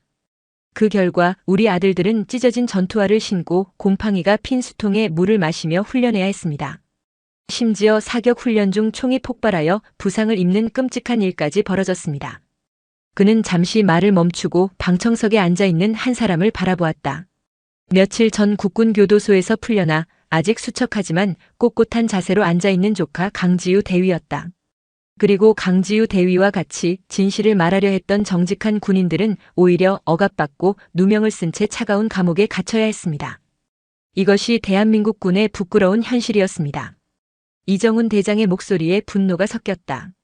그는 마지막으로 역사의 길이 남을 선언을 했다. 이에 저는 합참의장으로서 대통령께 건해드렸고 재가를 받았습니다. 이번 비리에 연루된 모든 장성들은 불명예 전역 조치될 것이며 다시는 군복을 입을 수 없을 것입니다. 이것은 끝이 아니라 새로운 시작입니다. 진정으로 강하고 깨끗한 군대를 만들기 위한 첫걸음입니다. 역사상 유례없는 선언. 한 명의 장군이 군 전체를 상대로 벌인 거대한 전쟁이 마침내 그의 승리로 막을 내리는 순간이었다. 국군 교도소에서 나온 강지우는 국군 수도병원에 입원하여 열흘 넘게 기력을 회복했다. 단식으로 인한 후유증은 생각보다 깊었지만 젊음과 강한 정신력으로 빠르게 회복해 나갔다. 그녀가 병실에서 TV를 통해 접한 바깥 세상은 그야말로 천지개벽 수준이었다. 자신을 나락으로 떨어뜨렸던 모든 이들이 차례차례 무너져 내리는 모습을 보며 지우는 복잡한 감정에 휩싸였다. 통쾌함보다는 깊은 슬픔과 허탈함이 먼저 밀려왔다. 자신이 사랑하고 평생을 바치기로 맹세했던 조직의 민낯이 이토록 추악했다는 사실이 그녀를 괴롭혔다. 퇴원을 하루 앞둔 날 이정훈 대장이 병실을 찾아왔다. 청문회와 수사 지휘로 눈코 뜰 새 없이 바쁜 와중에도 잊지 않고 조카를 찾아온 것이다. 두 사람은 한동안 아무 말 없이 창밖을 바라보았다. 먼저 침묵을 깬 것은 지우였다. 큰아버지 괜찮으십니까? 그녀는 자신 때문에 큰아버지가 너무나도 무겁고 위험한 짐을 짊어지게 된 것 같아 죄송한 마음뿐이었다. 이정훈 대장은 부드럽게 미소 지으며 지우의 손을 잡았다. 그의 손은 예전처럼 따뜻하고 단단했다. 내 덕분이다, 지우야. 예.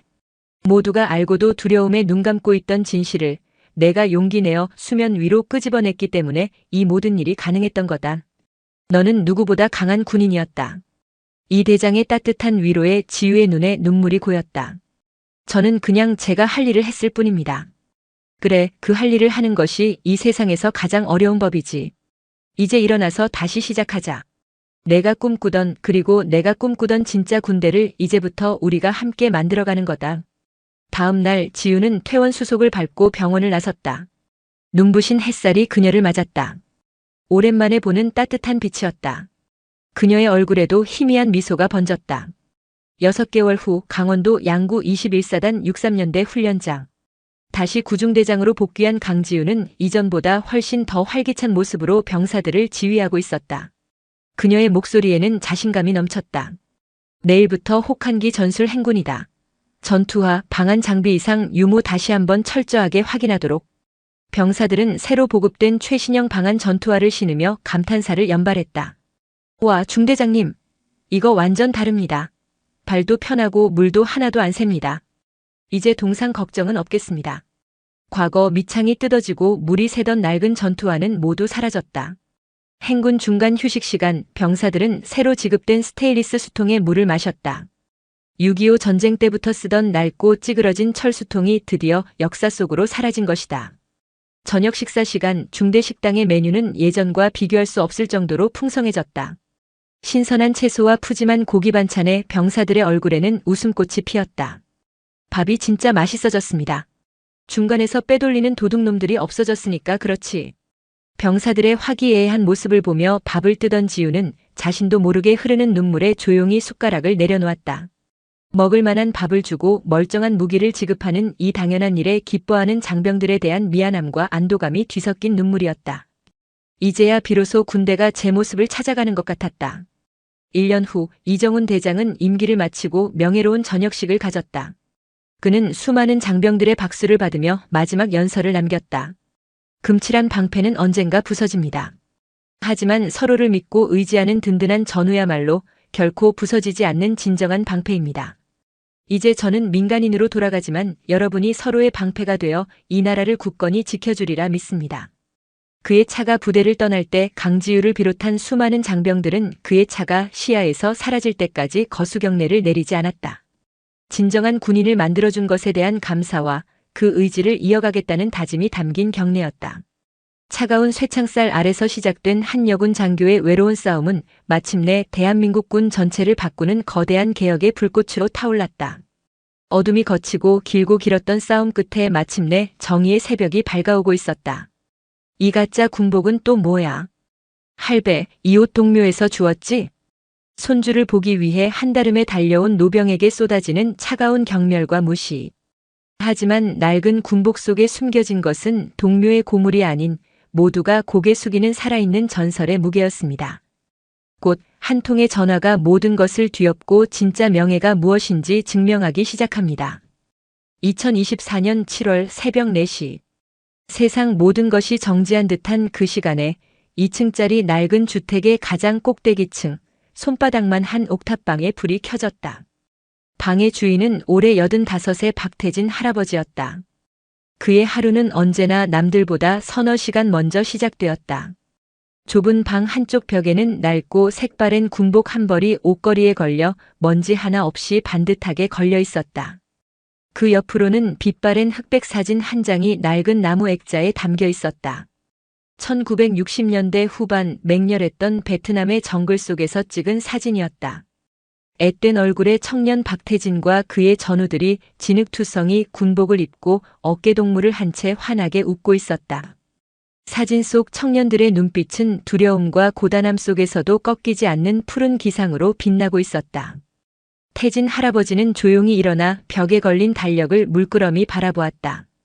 오늘 날짜 위에는 붉은색 동그라미가 여러 겹쳐져 있었다. 그 옆에는 삐뚤빼뚤하지만 힘있는 글씨로 우리 강아지 로운이 수료식이라고 적혀 있었다. 벌써 그날이 왔구만. 나지막이 은조리는 그의 목소리에는 깊은 세월의 흔적과 함께 설렘이 묻어났다. 하나뿐인 손주 이로운. 어릴 적부터 유난히 할아버지를 따랐던 그 아이가 작대기 같은 몸으로 해병대에 가겠다고 했을 때 집안은 발칵 뒤집혔다. 아들 내외는 요즘 세상에 누가 사서 고생하냐며 펄펄 뛰었지만 로운이는 고집을 꺾지 않았다. 할아버지가 걸어오신 길이 자랑스러워서요. 저도 한 번은 진짜 사나이가 되어보고 싶어요.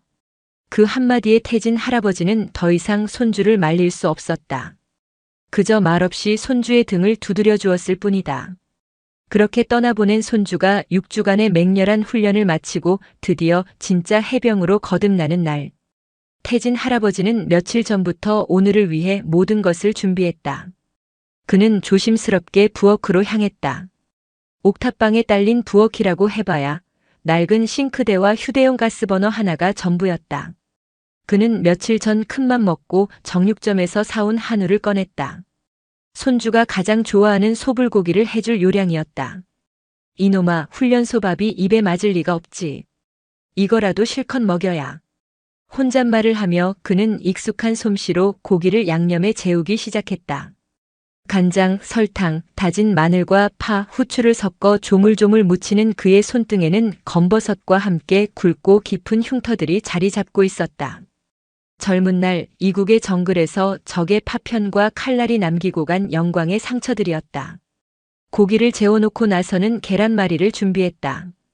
계란을 여러 개 풀어 곱게 채 썬 당근과 파를 넣고 정성껏 부쳐냈다. 혹여나 모양이 흐트러질까 김발에 단단히 말아 식히는 모습은 마치 중요한 의식을 치르는 장인처럼 진지했다. 마지막으로 보온 도시락통에 갓 지은 따끈한 밥을 가득 눌러 담고 정성껏 만든 불고기와 계란말이 그리고 손수 담근 깻잎장아찌와 멸치볶음을 차곡차곡 채웠다. 이 모든 것을 준비하는 내내 그의 입가에는 흐뭇한 미소가 떠나지 않았다. 도시락 준비를 마친 시간은 새벽 6시. 동쪽 하늘이 푸르스름한 빛으로 물들기 시작했다. 태진 할아버지는 방으로 돌아와 벽에 걸린 군복을 조심스럽게 내렸다. 1960년대에 보급되었던 구형 전투복이었다. 수십 년의 세월이 흘렀지만 좀먹은 곳 하나 없이 완벽하게 보관되어 있었다. 왼쪽 가슴에는 해병대 제2여단 청룡부대를 상징하는 부대 마크와 함께 그의 이름 박태진이 새겨진 낡은 명찰이 붙어 있었다. 그는 마치 성물을 다루듯 조심스럽게 전투복을 입기 시작했다. 바지를 입고 전투복 상의에 단추를 하나하나 채워나갔다. 옷은 오래전 그의 몸에 맞춘 듯 꼭 맞았다. 세월이 흘러 등은 조금 굽고 어깨는 좁아졌지만 군복을 입자 그의 몸에서는 신기하게도 꼿꼿한 기상이 뿜어져 나왔다. 마지막으로 해병대의 상징인 팔각모를 썼다. 챙 아래로 드러난 그의 깊은 눈매는 85 노인의 것이라고는 믿기지 않을 만큼 형형하게 빛났다. 거울 앞에 선 그는 자신의 모습을 물끄러미 바라보았다. 거울 속에는 가난한 옥탑방 노인이 아닌 수십 년의 세월을 뛰어넘은 대한민국 해병대 하사 박태진이 서 있었다. 필승.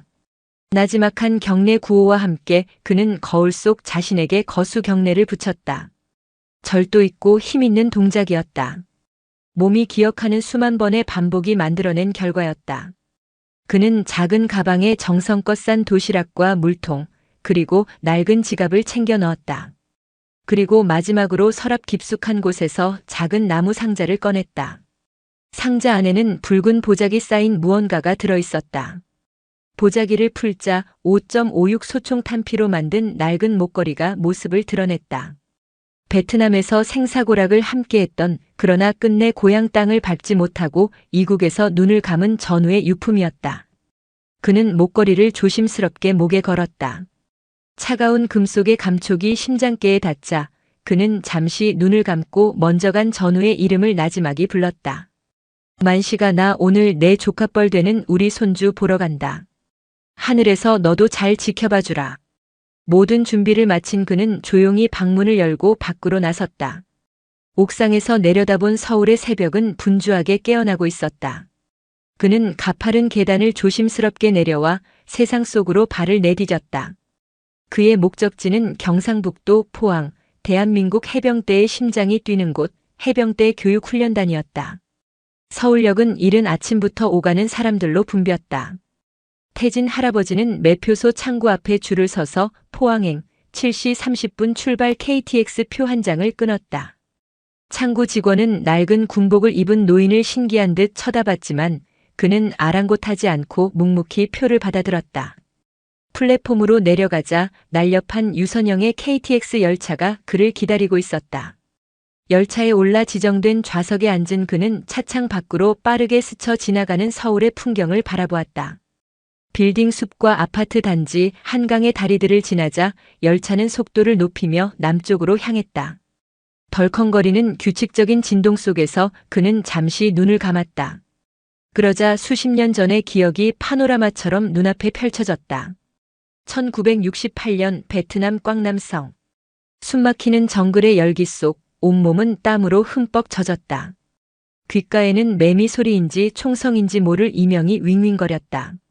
당시 28배 박태진 하사는 분대원 8명을 이끌고 적의 보급로를 차단하기 위한 매복 작전에 투입되었다.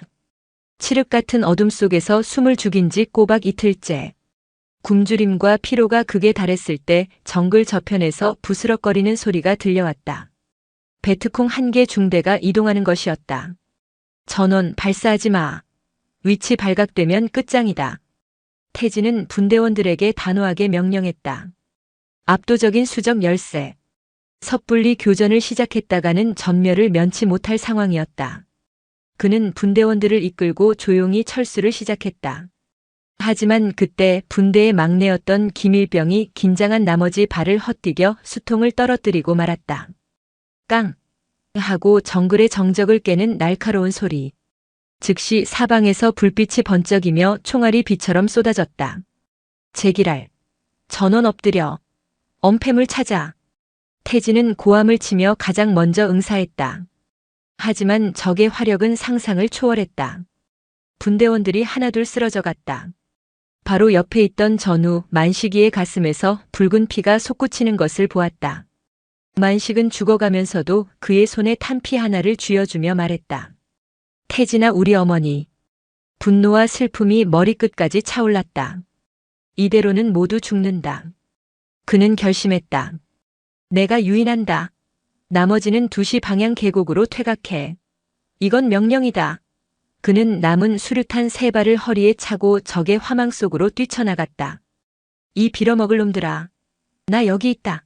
고함을 치며 총을 난사하자 적의 화력이 그에게 집중되었다. 그 틈을 타 살아남은 분대원 3명이 간신히 퇴로를 확보할 수 있었다. 그는 총알이 빗발치는 정글을 미친 듯이 헤집고 다녔다. 팔과 다리에 파편이 박히고 총알이 스쳐 지나갔지만 고통을 느낄 겨를도 없었다. 기적적으로 살아남아 부대로 복귀했을 때 그는 만신창이가 되어 있었다. 이 작전으로 그는 무공 훈장을 받았지만 8명의 분대원 중 4명을 잃었고 그 자신도 평생 지워지지 않을 상처를 얻었다. 손님, 어르신. 다 왔습니다. 종점 포항역입니다. 승무원의 목소리에 태진 할아버지는 화들짝 놀라 현실로 돌아왔다. 어느새 열차는 종착역인 포항역에 도착해 있었다. 그는 주섬주섬 짐을 챙겨 열차에서 내렸다. 후끈한 바다 내음과 섞인 철의 도시 포항의 공기가 그를 맞았다. 역 광장으로 나온 그는 택시 승강장으로 향했다. 택시에 올라타자 듬직한 인상의 50대 기사가 백미러로 그의 옷차림을 훑어보더니 물었다. 어르신 해병대 교육훈련단 가시나 봅니다. 오늘 수료식입니까? 그렇소.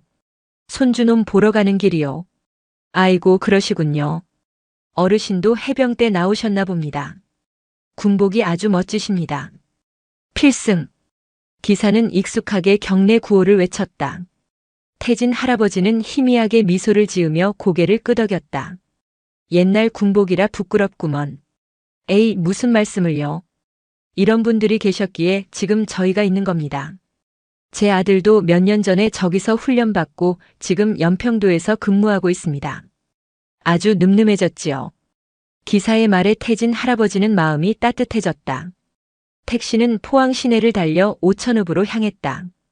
차창 밖으로 해병대 교육훈련단이라는 거대한 표지판이 보이기 시작하자 그의 심장이 다시금 세차게 뛰기 시작했다.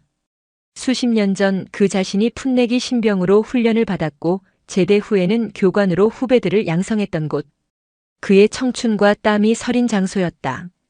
택시가 부대 정문 앞에 멈춰섰다. 거대한 해병대 닷 조형물이 위용을 뽐내고 있었고 그 아래로 해병대 교육훈련단이라는 글씨가 선명했다. 정문에서는 각 잡힌 복장의 헌병들이 오가는 차량과 사람들을 통제하고 있었다. 수료식을 맞아 부대 주변은 전국 각지에서 온 가족들로 북적였다. 고급 승용차들이 줄지어 부대 안으로 들어가고 있었고 화사한 옷차림의 부모님들은 기대와 설렘 가득한 표정으로 담소를 나누고 있었다. 태진 할아버지는 그들 사이를 묵묵히 걸어 정문 위병소로 향했다. 위병소 앞에는 훤칠한 키에 갓 달인 듯한 전투복을 입은 젊은 장교 한 명이 서서 출입 절차를 지휘하고 있었다. 왼쪽 가슴에는 중대장 최민준 대위라는 명찰이 붙어 있었다. 최민준 대위는 오늘 아침부터 극도로 예민해져 있었다. 수료식은 부대의 가장 큰 행사 중 하나였고 사단장님을 비롯한 높으신 분들이 대거 참석할 예정이었다. 사소한 실수 하나 용납되지 않는 상황. 그는 매서운 눈으로 주변을 살피며 조금이라도 흐트러진 모습을 보이는 병사들에게 불호령을 내리고 있었다. 그때 그의 눈에 태진 할아버지가 들어왔다. 남루하다고까지 할 수 있는 낡은 군복, 구겨진 팔강모, 검버섯과 흉터가 가득한 얼굴.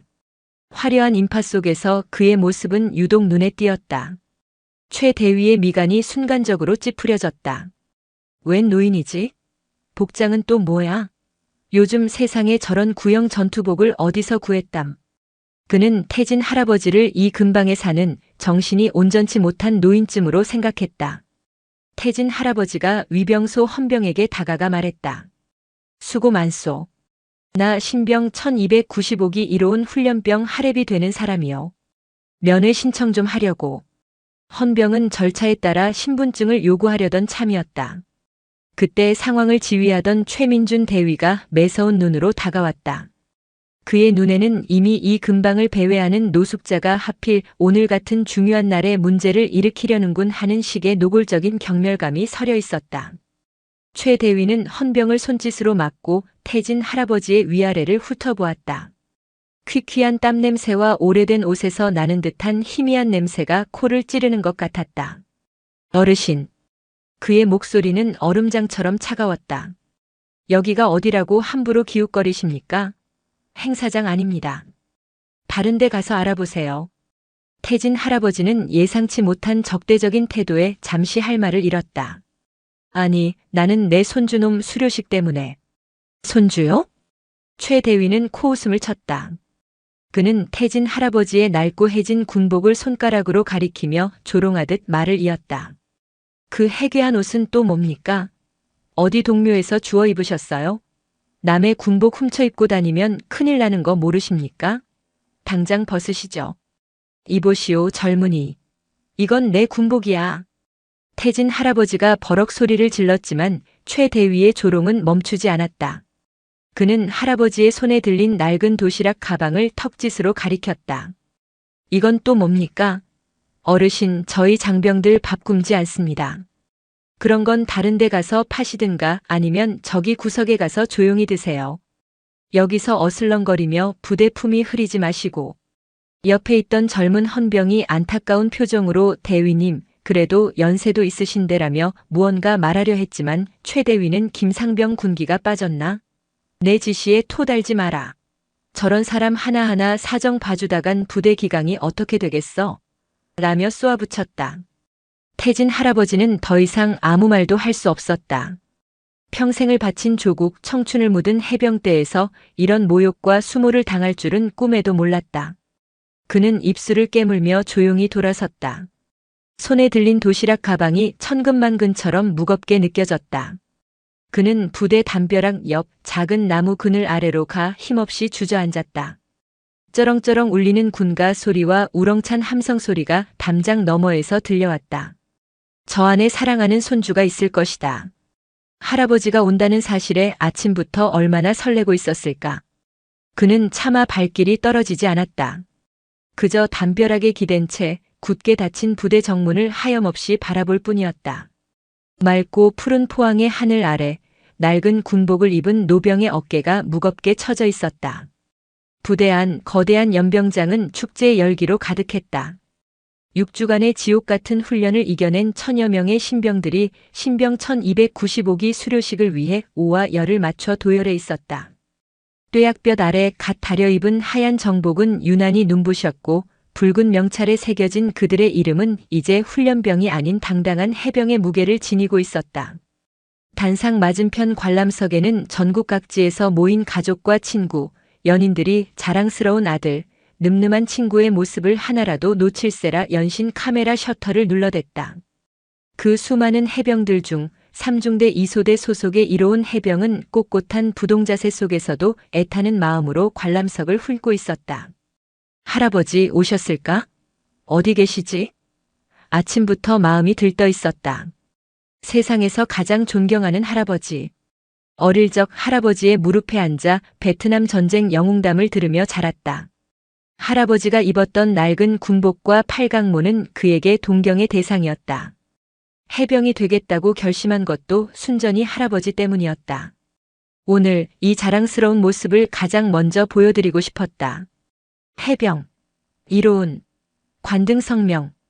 바로 등 뒤에서 들려온 날카로운 목소리에 로운은 심장이 쿵 내려앉는 것 같았다. 중대장 최민준 대위였다. 해병. 의. 로. 운. 자세 불량. 시선은 정면 15도 발사. 수료식 끝났다고 군기 빠졌나? 아닙니다. 최 대위는 로운의 귓가에 경고하듯 속삭이고는 다른 곳으로 가버렸다. 로운은 다시금 자세를 바로잡았지만 쿵쾅거리는 심장은 쉽게 진정되지 않았다. 지난 6주간 최민준 대위는 그에게 공포의 대상이었다. 유독 사소한 것까지 트집을 잡으며 그를 몰아붙였다. 처음에는 강하게 키우려는 뜻이겠지라고 생각했지만 시간이 갈수록 그것이 자신을 향한 알 수 없는 적이에 가깝다는 것을 느꼈다. 수료식 행사가 막바지에 이르렀다. 해병대 사령관의 축사가 끝나고 부모님들이 아들의 가슴에 직접 계급장을 달아주는 시간이 되었다. 로운의 부모님은 해외 출장 관계로 참석하지 못했다. 대신 할아버지가 오시기로 약속했다. 로운은 다시 한번 간절한 눈빛으로 관람석을 찾았다. 하지만 수많은 인파 속에서 할아버지의 모습은 보이지 않았다. 무슨 일이 있으신가 오시다가 몸이라도 편찮으신 건 아닐까. 불안한 마음이 고개를 들었다. 모든 공식 행사가 끝나고 가족들과의 짧은 면회 시간 전 마지막 순서가 남아 있었다. 신병들이 지난 6주간 갈고 닦은 전투 기술과 체력을 선보이는 전투 시연이었다. 우렁찬 함성과 함께 해병들은 일사불란하게 움직여 각계 전투, 장애물 극복, 레펠 시범 등을 선보였다. 관람석에서는 탄성과 박수가 터져나왔다. 마지막 시범은 해병대의 상징과도 같은 훈련, IBS 해상 기동 및 육상 헤드캐링이었다. 100kg가 넘는 고무보트를 78명이 한 조가 되어 머리에 이고 연병장을 달리는 극기와 인내심의 한계를 시험하는 훈련이었다. 3중대 2소대. 전원 IBS로 최민준 대위의 불호령이 떨어졌다. 로운이 속한 조도 재빨리 달려가 육중한 IBS를 번쩍 들어 머리 위로 올렸다. 악! 하는 기압과 함께 보트를 이고 달리기 시작했다. 뜨거운 8월의 태양이 아스팔트 연병장을 달구고 있었고 머리에 인 보트의 무게는 어깨와 목을 짓눌렀다. 땀이 비오듯 쏟아져 눈을 뜨기조차 힘들었다. 속도 더 높인다. 뒤처지는 놈 누구야? 최 대위는 확성기를 든 채 조원들 옆을 따라 달리며 계속해서 소리를 질렀다. 그의 눈에는 자비란 없었다. 오직 완벽한 시범을 통해 자신의 지휘 능력을 과시하고 싶은 욕심뿐이었다. 그때였다. 밤새 할아버지를 기다리느라 설친 데다 아침부터 이어진 긴장감과 무더위의 체력이 바닥난 로운의 눈앞이 흐려지기 시작했다. 머리에 인 보트가 천근만근처럼 느껴졌고 다리가 후들거렸다. 이로운, 해병 이로운, 자세 무너진다. 정신 안 차려. 바로 옆에서 최 대위의 목소리가 악귀처럼 들려왔다. 로운은 이를 악물고 버티려 했지만 몸이 말을 듣지 않았다. 순간 그의 시야가 하얗게 변했다. 할아버지 죄송해요. 그 생각을 마지막으로 로운의 몸이 앞으로 고꾸라졌다. 한쪽이 무너지자 균형을 잃은 IBS가 크게 기우뚱하며 다른 조원들의 머리 위를 덮쳤다. 으악! 하는 비명과 함께 조원들이 뒤엉켜 넘어지며 거대한 고무보트가 연병장 한복판에 처박혔다. 완벽하게 진행되던 전투 시연은 순식간에 아수라장이 되었다. 관람석이 술렁였다.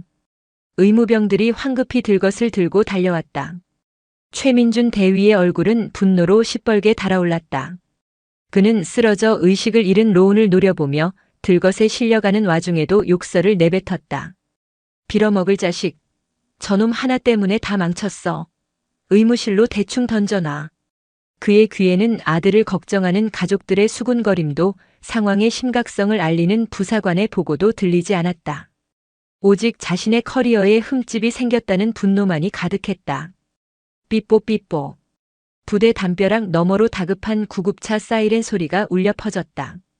나무 그늘 아래 멍하니 앉아있던 박태진 할아버지의 귀에 그 소리가 날카롭게 박혔다. 순간 불길한 예감이 그의 온몸을 휘감았다. 무슨 일이지? 설마. 그의 심장이 철렁 내려앉았다. 동물적인 감각, 수많은 죽을 고비를 넘기며 단련된 노병의 직감이 위험 신호를 보내고 있었다. 그는 더 이상 기다릴 수 없었다. 주머니에서 낡아 빠진 투지 폴더폰을 꺼냈다. 버튼의 숫자들은 다 달아 희미했지만 그의 손가락은 익숙하게 번호를 눌렀다. 단축번호 1번. 전우 회장이라고 저장된 번호였다. 신호음이 몇 번 울리고 중후한 목소리가 들려왔다. 여보세요? 나 박태진이요. 청룡부대 박하사. 아니, 박 선배님. 이 시간에 어인 일이십니까? 별일 없으시죠? 별일 아니길 바라오. 내가 지금 포항교육훈련단에 와 있어. 손주놈 수료식이라. 아, 그러셨군요. 진작 말씀하시지 제가 부대에 연락이라도 넣어드리는 건데. 태진 할아버지는 상대방의 말을 끊고 본론으로 들어갔다.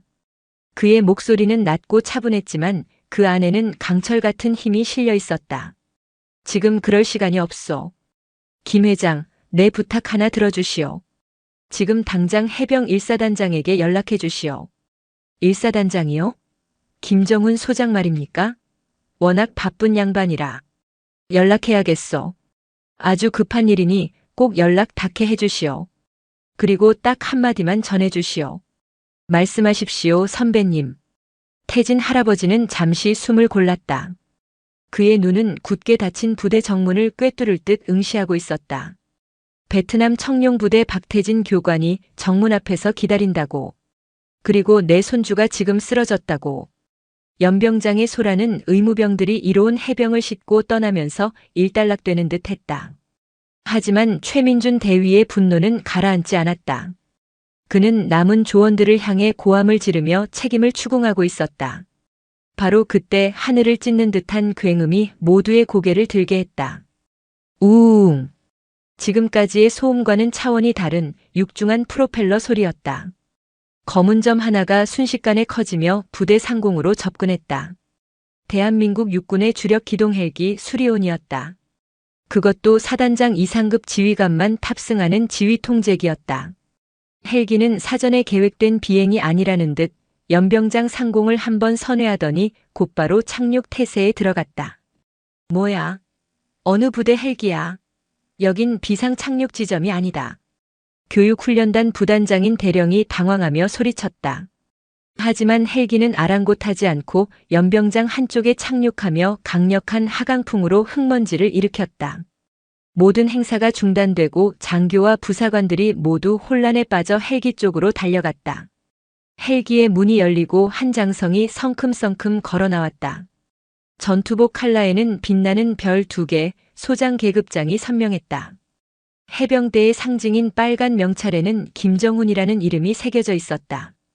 현 해병대 제1사단장이자 오늘 수료식의 가장 높은 주빈이었다. 그의 얼굴은 분노로 딱딱하게 굳어 있었다. 사단장님, 어찌된 일입니까? 부단장이 달려와 경례를 붙이자 김정훈 소장은 거들떠보지도 않고 버럭 소리를 질렀다. 지금 이게 뭐 하는 겁니까? 훈련병이 훈련 중에 쓰러졌는데 사단장인 나한테 보고 한 줄도 없어. 자네들 군 생활 편하게 하고 싶나? 그의 서슬퍼런 호통에 주변의 모든 장교들이 얼어붙었다. 최민준 대위는 얼굴이 새하얗게 질렸다. 사단장의 분노가 자신을 향하고 있음을 직감했다. 그때 사단장의 무전기에서 다급한 목소리가 흘러나왔다. 사단장님, 방금 해병대 전우회 중앙회장님으로부터 연락이 왔습니다. 김정훈 소장은 인상을 쓴 채 무전기에 답했다. 무슨 일인가? 청룡부대 박태진 교관님께서 부대 정문 밖에 와 계시다고 합니다. 손주분이 쓰러졌다는 연락을 받고 직접 전화 주셨습니다. 뭐라고? 김정훈 소장의 얼굴에서 분노가 순식간에 사라졌다. 그 자리에는 믿을 수 없다는 충격과 경악, 그리고 당혹감이 들어찼다. 그는 잠시 허공을 응시하더니 주변의 모든 것을 밀치고 맹렬한 기세로 부대 정문을 향해 뛰기 시작했다. 사단장님, 어디 가십니까?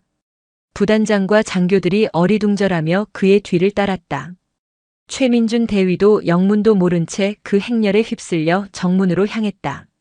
김정훈 소장은 미친 듯이 달렸다. 연병장에서 정문까지의 거리가 그렇게 멀게 느껴진 적이 없었다. 그의 머릿속은 단 하나의 이름으로 가득 차 있었다. 박태진 교관님. 25년 전 그가 해병대 소위로 임관하여 처음 실무 배치받은 곳이 바로 이곳 교육훈련단이었다. 그때 그의 소대장 교관이 바로 박태진 하사였다. 당시 박태진 하사는 베트남 전쟁의 공로로 여러 차례 특진했지만 더 이상의 진급을 고사하고 후배 해병을 양성하는 교관의 길을 걷고 있었다. 그는 호랑이보다 무서웠고 귀신보다 집요했다. 하지만 그의 훈련 속에는 언제나 부하를 아끼는 진심이 있었다. 김정훈 소위가 장교로서 가져야 할 모든 것, 해병으로서 지녀야 할 혼을 가르쳐준 사람이 바로 박태진 교관이었다. 그는 김정훈에게 단순한 선임이 아니라 정신적 지주이자 아버지와도 같은 존재였다. 저녁 후 연락이 끊겨 수소문했지만 찾을 길이 없어 늘 마음 한구석에 빚으로 남아있던 이름이었다. 정문에 다다른 김정훈 소장은 숨을 헐떡이며 주변을 살폈다. 그리고 그의 시선은 한 곳에 멎었다. 담벼락 아래 나무 그늘에 묵묵히 앉아있는 낡은 군복의 노인. 최민준 대위를 비롯한 모든 장교들이 어리둥절한 표정으로 그 노인을 바라보았다. 사단장님이 왜 저런 행색의 노인에게? 최 대위는 아까 자신이 모욕을 주며 쫓아냈던 바로 그 노인임을 깨닫고 불안감에 휩싸였다. 김정훈 소장은 천천히 그러나 망설임 없이 노인에게 다가갔다. 그는 노인의 몇 걸음 앞에서 우뚝 멈춰섰다. 그리고는 흐트러진 전투복 매무새를 바로잡고 깊은 숨을 한번 내쉬었다. 다음 순간 그 자리에 있던 모든 이들의 눈을 의심하게 하는 광경이 펼쳐졌다. 대한민국 해병대 제1사단을 지휘하는 현역 소장 김정훈 장군이 허리를 꼿꼿이 펴고 발을 탁 소리나게 모으더니 그의 군 생활을 통틀어 가장 절도 있고 우렁찬 목소리로 외치며 거수경례를 했다. 교관님, 해병 소장 김정훈 25년 만에 교관님께 인사드립니다. 필승. 정적. 시간이 멈춘 듯 했다. 바람 소리마저 들리지 않았다. 수십 명의 장교들은 충격으로 입을 다물지 못했고 특히 최민준 대위는 온몸에 피가 빠져나가는 듯한 감각과 함께 다리가 풀려 주저앉을 뻔했다. 자신이 노숙자 취급하며 내쫓았던 초라한 노인이 사단장조차 교관님이라 부르며 최고의 경의를 표하는 전설적인 존재라는 사실을 그는 이제야 깨달았다. 김정훈 소장의 우렁찬 경례는 정문 앞의 공기를 얼어붙게 만들었다. 그의 필승 구호는 단순한 인사가 아니었다. 그것은 25년의 세월을 뛰어넘어 스승에게 바치는 존경이었고 잊고 있던 해병의 혼을 다시 마주한 한 장군의 회한 섞인 외침이었다. 박태진 할아버지는 천천히 자리에서 일어섰다. 담벼락에 기댄 채 앉아있느라 뻐근해진 허리를 펴는 그의 동작은 느렸지만 그를 바라보는 김정훈 소장의 자세는 미동조차 없었다. 태진 할아버지는 자신을 향해 꼿꼿이 경례를 붙이고 있는 이제는 중년의 장군이 된 옛 부하를 물끄러미 바라보았다. 그의 눈에는 놀라움보다는 아련함과 대견함이 서려 있었다. 김정훈이. 태진 할아버지의 나지막한 부름에 김 소장의 어깨가 미세하게 떨렸다. 예, 교관님. 접니다, 김정훈. 이제 보니 별도 2개나 달고 아주 큰 인물이 되었구먼. 그 삐쩍 마른 소위가 언제 이렇게 컸다냐. 태진 할아버지는 희미하게 웃으며 김 소장의 팔을 잡아 경례를 풀게 했다. 이제 됐네. 팔 아프겠어. 그제야 김정훈 소장은 경례를 풀고 두 손으로 태진 할아버지의 손을 덥석 잡았다. 그의 눈시울이 붉게 물들어 있었다. 교관님, 그동안 어디에 계셨습니까?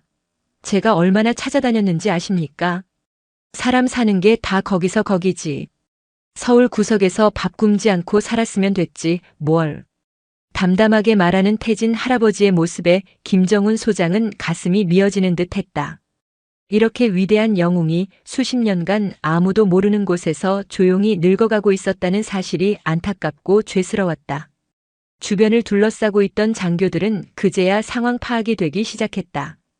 그들은 눈앞의 노인이 보통 인물이 아님을 직감했다. 부단장 대령이 조심스럽게 김 소장에게 다가와 물었다. 사단장님, 이 어르신은 누구십니까? 김정훈 소장은 태진 할아버지를 부축하며 돌아섰다. 그리고는 그 자리에 있는 모든 장교, 특히 얼굴이 사색이 되어 굳어있는 최민준 대위를 향해 선언하듯 말했다. 전원 똑똑히 들어라. 이분은 너희가 감히 상상도 못할 분이다.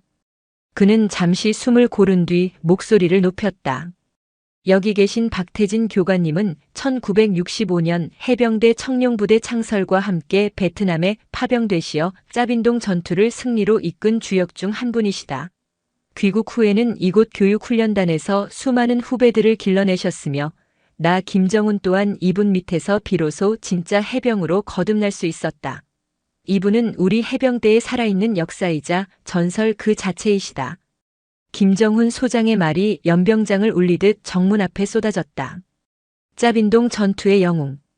그 말에 젊은 장교들의 눈이 커졌다. 짜빈동 전투는 해병대 역사상 가장 빛나는 승리 중 하나로 소수의 해병이 월맹 정규군 한 개 연대의 파상 공격을 막아낸 신화적인 전투였다. 책으로만 배우고 말로만 듣던 그 신화의 주인공이 지금 허름한 구형 전투복을 입고 눈앞에 서 있었다. 모든 장교들이 본능적으로 허리를 펴고 차렷 자세를 취했다. 그들의 시선에는 더 이상 웬 노인이라는 의아함이 없었다. 경외와 존경 그리고 부끄러움이 가득 담겨 있었다. 그 모든 광경을 지켜보는 최민준 대위는 숨조차 쉴 수 없었다. 그의 머릿속은 하얗게 비어 있었다. 자신이 한 행동들이 필름처럼 스쳐 지나갔다. 코스프레 행사하는 곳 아닙니다. 그냥 낡은 옷이지 군복도 뭣도 아닙니다. 어서 돌아가세요. 저희 바쁩니다. 자신이 뱉었던 모욕적인 말들이 비수처럼 날아와 심장에 박혔다. 그는 살아있는 전설에게 자신의 대선배이자 사단장의 스승에게 감히 해서는 안 될 짓을 저질렀다. 단순히 규정을 따른 것이 아니었다. 그의 마음속 깊은 곳에 자리한 사람을 외양으로 판단하는 오만함과 거칠애를 중시하는 허영심이 이 모든 사태를 만들었다. 그때 김정훈 소장의 차갑고 날카로운 시선이 그에게 향했다. 최민준 대위. 최 대위는 대답할 수 없었다. 목이 꽉 막힌 듯 소리가 나오지 않았다. 아까 정문에서 소란이 있었다고 들었다. 자네가 교관님을 막아섰다고. 대답 안 하나 최민준 대위. 김정훈 소장의 불호령에 최 대위는 화들짝 놀라며 겨우 입을 열었다. 죄송합니다. 뭐가 죄송한가? 자네는 규정대로 했을 뿐인데. 김 소장의 목소리는 얼음장처럼 차가웠다. 비꼬는 듯한 그 말에 최 대위는 고개를 들 수 없었다. 그는 자신의 모든 것이 무너져 내리는 것을 느꼈다. 자랑스러웠던 해병대 장교로서의 자부심, 스스로 공정하고 유능하다 믿었던 신념, 그 모든 것이 한순간에 박살나고 있었다. 그는 박태진 할아버지 앞으로 비틀거리며 걸어나갔다. 그리고는 망설임 없이 그 자리에 무릎을 꿇었다. 어르신 아니 교관님, 제가 죽을 죄를 지었습니다. 그는 엎드려 울기 시작했다. 제가 눈이 멀었습니다. 사람을 제대로 알아보지 못했습니다. 해병의 자격도 장교의 자격도 없는 놈입니다. 부디 저를 벌해 주십시오. 그의 울음 섞인 절규가 정문 앞에 울려 퍼졌다. 조금 전까지 기세등등하게 훈련병을 호령하던 젊은 장교의 모습은 온데간데 없었다. 박태진 할아버지는 무릎을 꿇고 우는 최 대위를 말없이 내려다보았다. 그의 눈에는 분노나 경멸이 아닌 복잡하고 깊은 연민이 담겨 있었다. 그때 김정훈 소장이 무언가 생각났다는 듯 다급하게 물었다. 아, 교관님, 손주분은 괜찮으십니까? 아까 훈련 중에 쓰러졌다고 들었습니다. 그 말에 박태진 할아버지의 얼굴에 다시 근심이 어렸다. 그는 고개를 저었다. 나도 아직 그 아이 얼굴을 못 봤네. 여기서 막혀서 들어가지도 못했으니. 뭐라고요? 아니, 이 사람들이.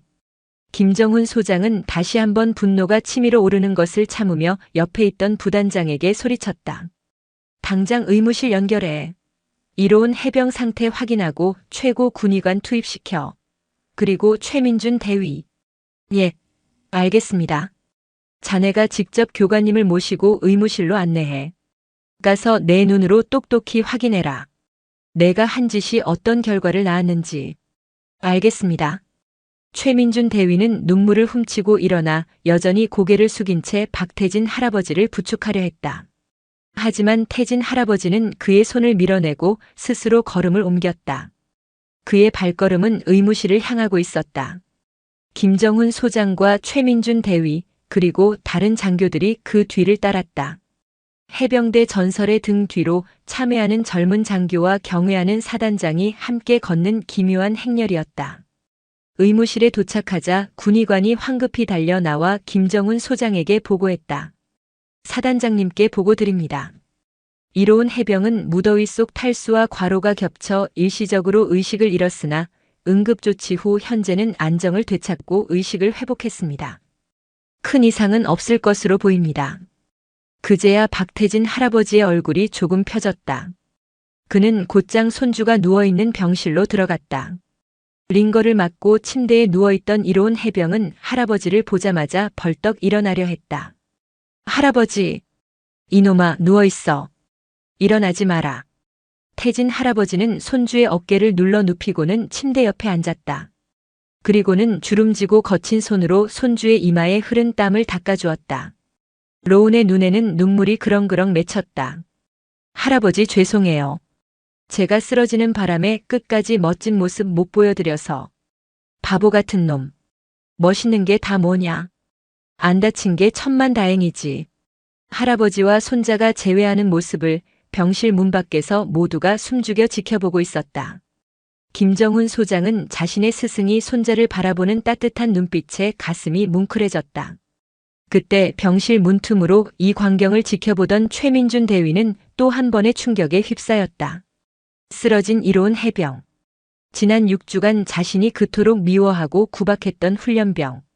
그가 바로 자신이 감히 모욕했던 저 위대한 노병의 하나뿐인 손주였다는 사실을 깨달은 것이다. 인과응보란 이런 것일까? 그는 차가운 복도 벽에 등을 기댄 채 온몸에 힘이 빠져나가는 것을 느끼며 천천히 주저앉았다. 모든 것이 자신의 업보였다. 차가운 의무실 복도 최민준 대위는 무너진 자존심과 감당할 수 없는 죄책감에 고개를 들지 못하고 있었다. 그는 자신이 얼마나 어리석고 오만했는지를 뼈저리게 느끼고 있었다. 그때 병실 문이 열리고 박태진 할아버지가 조용히 걸어 나왔다. 그는 복도 바닥에 주저앉아 있는 최대위를 보고도 못 본 척 지나치지 않았다. 대신 그의 바로 앞에 와서 멈춰섰다. 최대위는 인기척을 느끼고 황급히 일어나려 했지만 다리에 힘이 들어가지 않았다.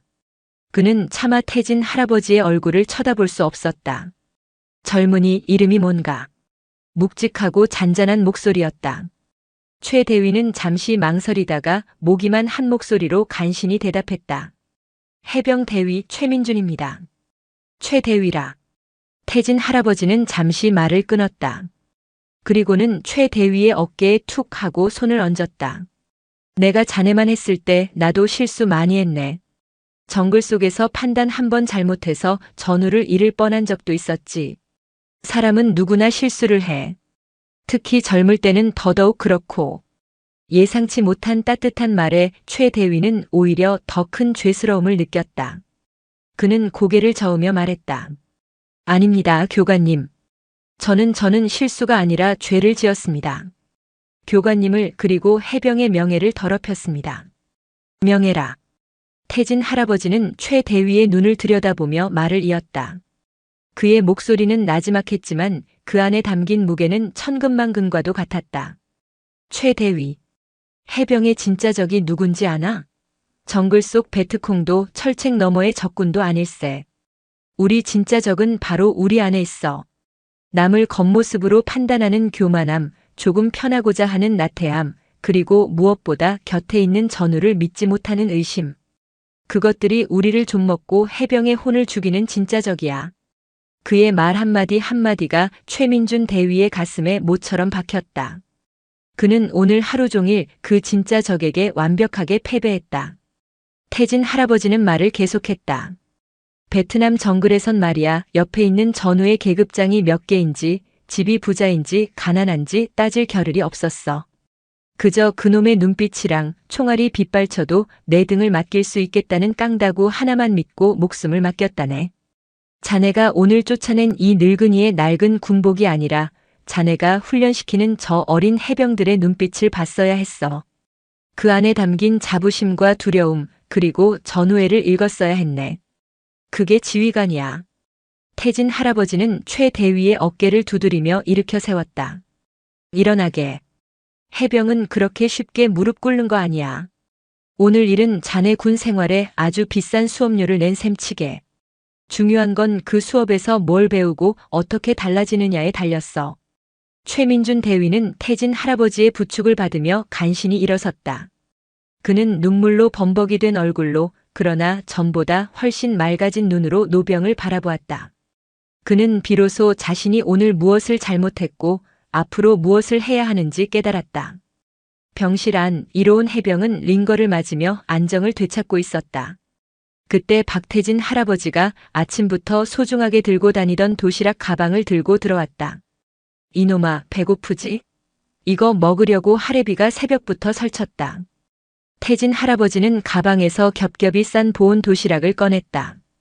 뚜껑을 열자 김이 모락모락 나는 흰쌀밥과 함께 달콤 짭짤한 불고기 냄새가 병실 안에 가득 찼다. 정성껏 부친 계란말이와 깻잎 장아찌도 먹음직스러웠다. 서울 옥탑방에서부터 포항 의무실까지 무려 8시간이 넘는 긴 여정을 함께한 도시락이었다.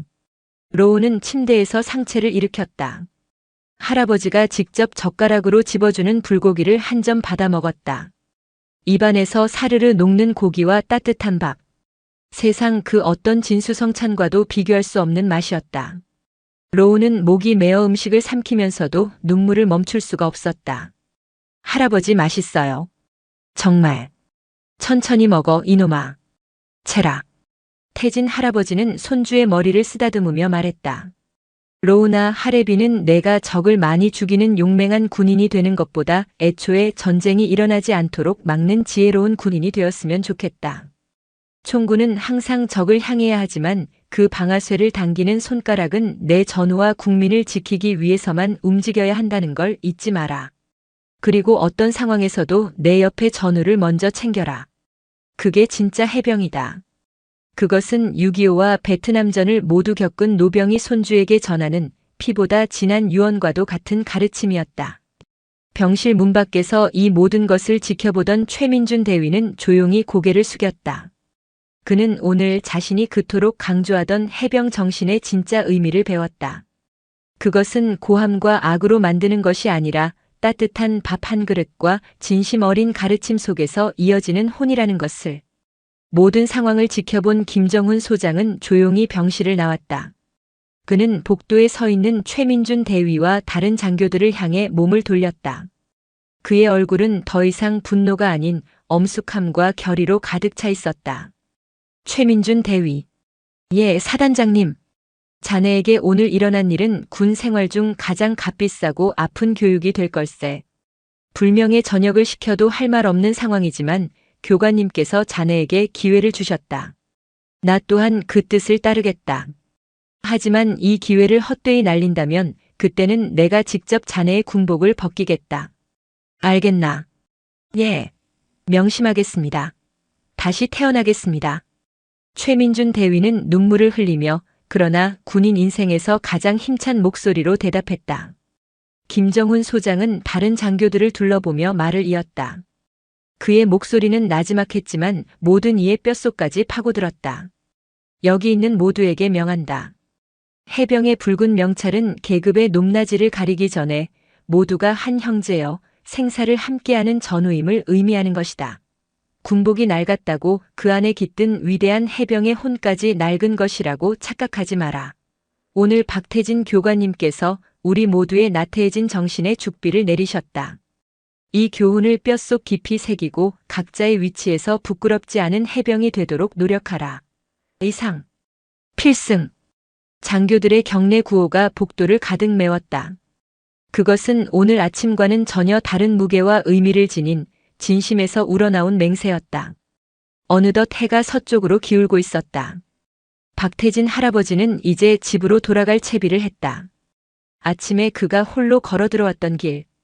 이제 그의 곁에는 해병 1사단장 김정훈 소장이 직접 그를 부축하고 있었다. 그들이 부대 정문으로 다시 나왔을 때 아침과는 모든 풍경이 달라져 있었다.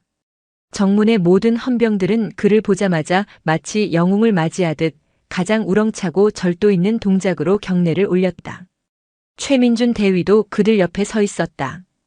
그는 태진 할아버지를 향해 아무 말 없이 그러나 깊은 존경과 감사가 담긴 눈빛으로 거수경례를 했다. 태진 할아버지는 그를 향해 희미하게 고개를 끄덕여 주었다. 태진 할아버지가 타야 할 차는 KTX역으로 가는 택시가 아니었다. 김정훈 소장이 직접 준비한 별이 박힌 검은색 지휘관 차량이었다. 김 소장이 직접 차 문을 열어주자 태진 할아버지는 차에 오르기 전 마지막으로 부대를 돌아보았다. 저 멀리 동기들과 함께 서 있는 손주 이로운의 모습이 보였다. 로운은 이제 더 이상 불안한 훈련병이 아니었다. 그는 할아버지를 향해 환하게 웃으며 손을 흔들었다. 그 옆에는 동기들이 늠름하게 서 있었다. 그 모습 속에서 태진 할아버지는 60년 전 자신의 모습을 보았다. 차에 오른 태진 할아버지는 조용히 눈을 감았다. 푸른 청룡의 정신은 죽지 않았다. 그것은 세대를 넘어 이 젊고 푸른 해병들의 심장 속에서 다시금 뜨겁게 살아 숨쉬고 있었다. 이제 그는 마음 편히 쉴 수 있을 것 같았다. 검은색 지휘관 차량은 노병을 태우고 존경을 담은 수많은 경례를 뒤로 한 채 조용히 부대를 빠져나갔다. 마치 오랜 임무를 마치고 마침내 귀환하는 늙은 용처럼. 오늘 사연이 마음에 남으셨다면 구독과 좋아요 그리고 당신은 어디서 보고 계신지 댓글로 남겨주세요. 여러분의 응원은 큰 힘이 됩니다. 그리고 함께 나누고 싶은 사람이 있다면 영상을 공유해주세요. 감사합니다.